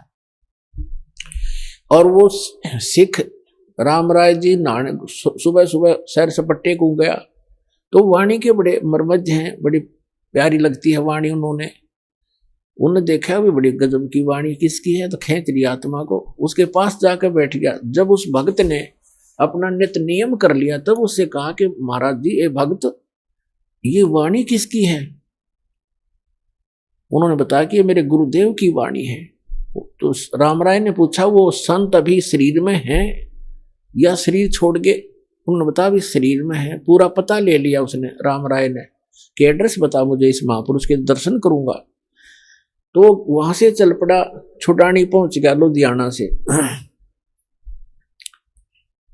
अब गांव में गरीबदास जी कैसे थे, किसान के घर जन्म था, जाट थे, 1300 बीघे जमीन थी, बड़े बीघे थे, यानी ना 2500 बीघा जमीन थी, लगभग 1400 एकड़ वर्तमान की। और खूब पैसे वाले थे, और लेकिन खेत में अपना हाथ से काम करते थे, खेतों में पशुओं का चारा भी स्वयं लाते थे, क्योंकि महापुरुषों में अभिमान नहीं होता, ना धन का, ना तन का, ना किसी संतान का। और राम राय जी सुबह सुबह पहुंचे, छोड़ानी गांव में थोड़े से घर थे, कुछ बाहर के व्यक्ति भी आ जाते थे गरीबदास जी के दर्शन और प्रवचन सुनने के लिए, 10-20 मिनट बैठ जाते थे, 2-4 5-4 उनके शिष्य। तो जब वो घर पे पहुंचा गरीबदास जी के घर पे, तो गरीबदास जी घर पे नहीं थे, वो खेतों में गए हुए थे, अपना घूमने जाते थे सुबह सुबह। वो जालिया सुबह ब्रह्म मुहूर्त में, तो उन्होंने पूछा वहां पे गरीबदास जी हैं। वहां बैठे हुए गांव के व्यक्तियों ने और एक आध दूसरे गांव से आकर बैठा था, उनने सब ने मिलकर कहा कि महाराज जी तो भाई घूमने गए हैं, आ जाओ बैठ जाओ आप। तो उसने सोचा भाई महात्मा का दर्शन करके अनहार करूंगा, इतनी दूर से आया हूं, और ऐसे महापुरुष की ऐसी वाणी, तो वो खुद कैसे होंगे जिनकी अमृत वाणी ऐसी है। इस बात से प्रेरित होकर उसने कहा मुझे ये बता दो वो किस साइड में गए हैं। गांव वालों ने कहा भाई इधर जाया करते हैं घूमने, और कितनी देर में आ जाएंगे। वहां बैठे व्यक्तियों ने कहा भाई वो तो उनके मूड की बात है, आवत है अभी आ जा, ना तो भाई दोपहर 10-11-12 बजा दे। उसने सोचा इतनी देर क्यों वाट इंतजार करी, उनसे पूछ कर पता करके कौन सी दिशा में, एक रास्ता बता दिया उन्होंने कि रास्ते पर चले जाओ, आगे ऐसे ऐसे एक झोपड़ी एक रहट मिलेगा और वहां उस झोपड़ी में मिल सकते हैं आपको। अब कहने का भाव ये है, ज्यादा ना इसको लंबा करके, समय सत्संग का होने वाला है। तो जब वो जा रहे थे, गरीबदास जी आ रहे थे उसी रास्ते से, सिर पे पशुओं का चारा एक गठड़ लेकर, बंडल, बरोटा बोल रहे हैं हमारे हरियाणा, बरोटा सरसों उसका, जवार का। और देश अपना जैसे हरियाणा के लोग पहनते थे धोती कुर्ता, सिंपल ड्रेस। और वो जो रामराय था उसको उर्फ नाम उसका झुमकरा भी, गांव में झुमकरा भी कहा करे, जैसे एक नाम निकाल लिया करे अलग से। वो ज्यादा संकी सा आदमी था। तो रामराय जा रहा था, उसने उस पशुओं का चारा लेकर आ रहे व्यक्ति से पूछा कि हे भाई, एक किसान, मैंने गरीबदास महाराज से मिलना है और ये यही बताया कहीं उनका यहाँ घूमने आए हुए हैं। अब गरीबदास जी को तो पता था कि रामराय जी ने मन में क्या कल्पना कर रखी है साधु की, कि साधु होगा, सिर पर जटा होगी, दाढ़ी बडरी होगी, कान पड़वा रखे होंगे, हाथ में चिमटा होगा, एक लाल कपड़ा लंगोट में बांध रखा होगा, या कति लाल कपड़े होंगे, मूंड मुंडा रखा होगा, घोटे में घोट हो रहा होगा, यानी कोई विशेष आडंबर ऊपर होगा, उसी को उसने संत मान रखा था। और गरीबदास साहब जी को पता था कि दूर देश से आया है जिज्ञासु, यदि मैंने ये कह दिया कि मैं हूं गरीबदास जी बोल भाई, तो ये यहीं से खेतों में से वापस बोलेगा कि यो किसा महाराज जी, क्योंकि इसने तो महाराज जी सोच रखा था लाल पीले कपड़े हो, सिर पर जटा हो, या कभी घोटम घोट हो, तिलक ला रखा हो, हाथ में चिमटा हो, धूने पर बैठा हो, राख लपेट रखी हो।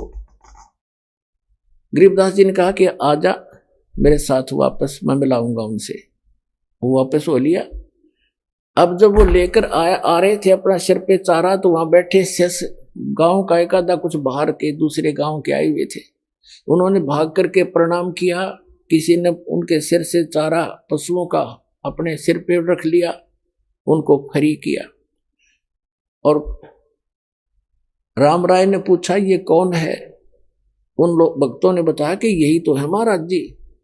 अब उस रामराय के मन में ये आ गया कर ले तेरा गजब भैया, इतनी दूर आया अरियो महाराज जी पाया ऐसा देसी जाट है तो खोदा पहाड़ हर निकली चुईया, उसके मन की कल्पना थी ये। वो तो अंतर्यामी थे जान के अगवगत डिगमग हो रहा है। उसकी सेटिंग करने के लिए सभी सेवकों को भेज दिया, इधर उधर जा भाई, तू बैलों को पानी पिला ला, तू ऐसे काम कर जा, भगत आए हैं इसकी रोटी का प्रबंध करवा घर पे जाके। उनको इधर उधर भेज दिया और कहा मेरी बाल्टी भर दो, पानी की रख दो, मैं नहाऊंगा, स्नान करूंगा। एक पाटड़े पे बाल्टी भर कर रख गए, वो चले गए। रह गए वो आत्मा और वो महात्मा गरीबदास जी। गरीबदास जी ने स्नान किया, स्नान करके धोती बांधते थे और धोती का एक पल्ला अलग से सपेर कर लेते थे, उसको गोल गोल करके एज ए बेल्ट बांधा करते ऊपर के, धोती को लपेट के जैसे, और उसके ऊपर के उसी का धोती का हिस्सा एक पल्ला बांध लिया करते, उसको अड़बंद कहते हैं।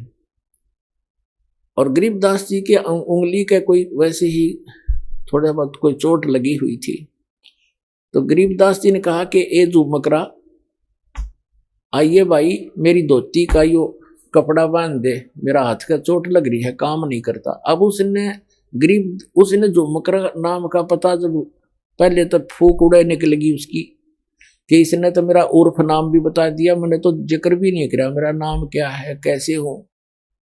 उसका कुछ शंका हुई, भाई झुमकरा मैंने मेरे को गांव में तो कहा करते, पर यहाँ कैसे पता लग गया झुमकरा।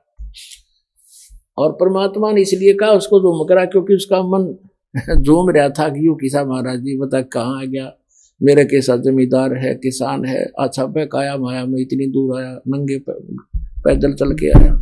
गरीबदास जी ने धोती का जो पल्ला था उसको कहा ले बांध दे मेरे शरीर के चारों तरफ का, जहां बेल्ट बांधते हैं ऐसे कर लेते हो धोती के कपड़े को, ऐसे ऐसे घुमा घुमा के ऐसे कर। और उसने कहा कि ले बांध दे मेरे चौगुर दे, वो चारों तरफ का लपेट कर ऐसे गांठ लगाने लग गया। वह गांठ शरीर के अंदर से निकल गया गरीबदास जी के शरीर से, और कब उस धोती का लग गई कपड़े का।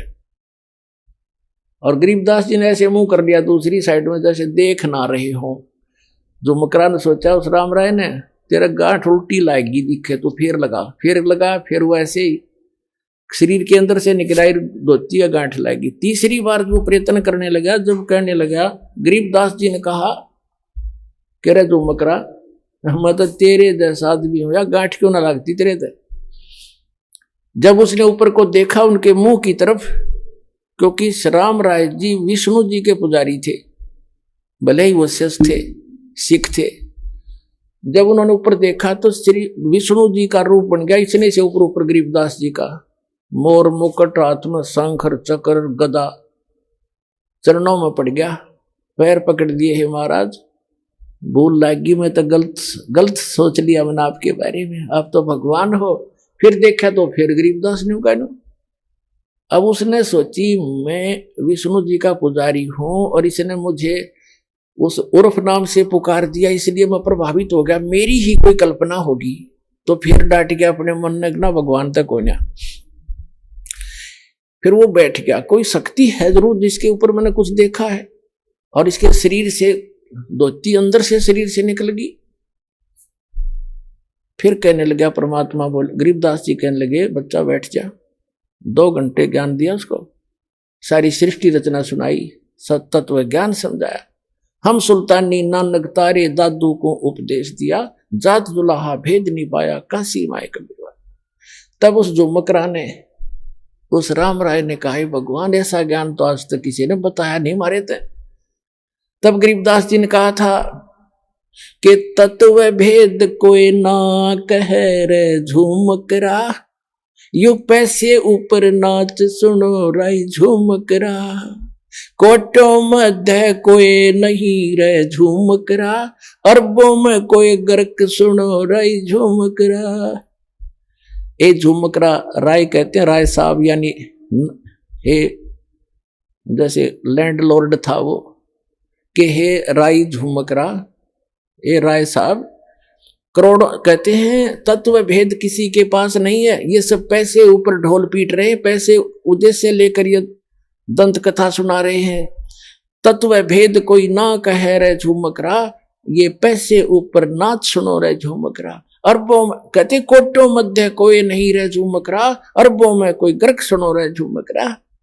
इन करोड़ संतों में आपको कोई संत नहीं मिलेगा, अरबों में कोई एक गर्क मिलेगा। गर्क माने कंप्लीट इन ऑल रिस्पेक्ट, यानी सैचुरेटेड, जिसके पास ज्ञान भी पूरा हो, जिसके पास मंत्र भी पूरे हो, जिसको अधिकार भी हो परमपिता की ओर से। कैसे ऐसा संत तुझे अरबों में पावेगा, करोड़ों में भी नहीं मिलेगा। और वही गीता जी कहती है कि बहु नाम जन्माना मनते ज्ञानवान माम प्रभुते, वासुदेव सर्वमति स महात्मा सुदुर्लभ है। तो पुण्यात्माओं, तुम्हारा सौभाग्य आपका कि दास आपको वो संत मिल गया है जिससे विश्व का कल्याण हो सकता है। बोलो सतगुरुदेव।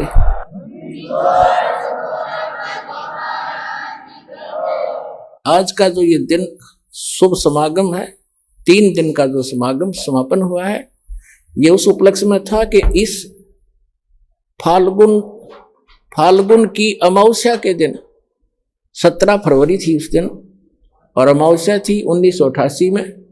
दास का पूज्य गुरुदेव मिले थे, मेरा जीवन सफल हुआ था, आध्यात्मिक जन्म हुआ था दास का।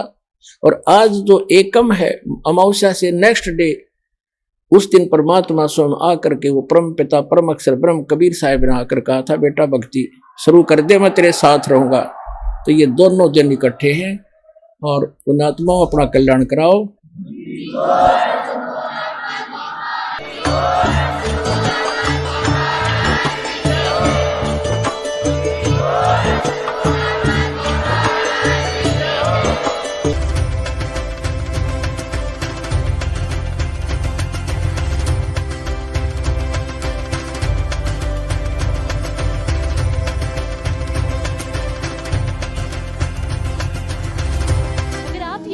YouTube पर देख रहे हैं तो हमारे चैनल को सब्सक्राइब करें और बेल आइकन को दबाना ना भूलें। अगर आप Facebook पर यह वीडियो देख रहे हैं तो हमारे पेज को लाइक करें।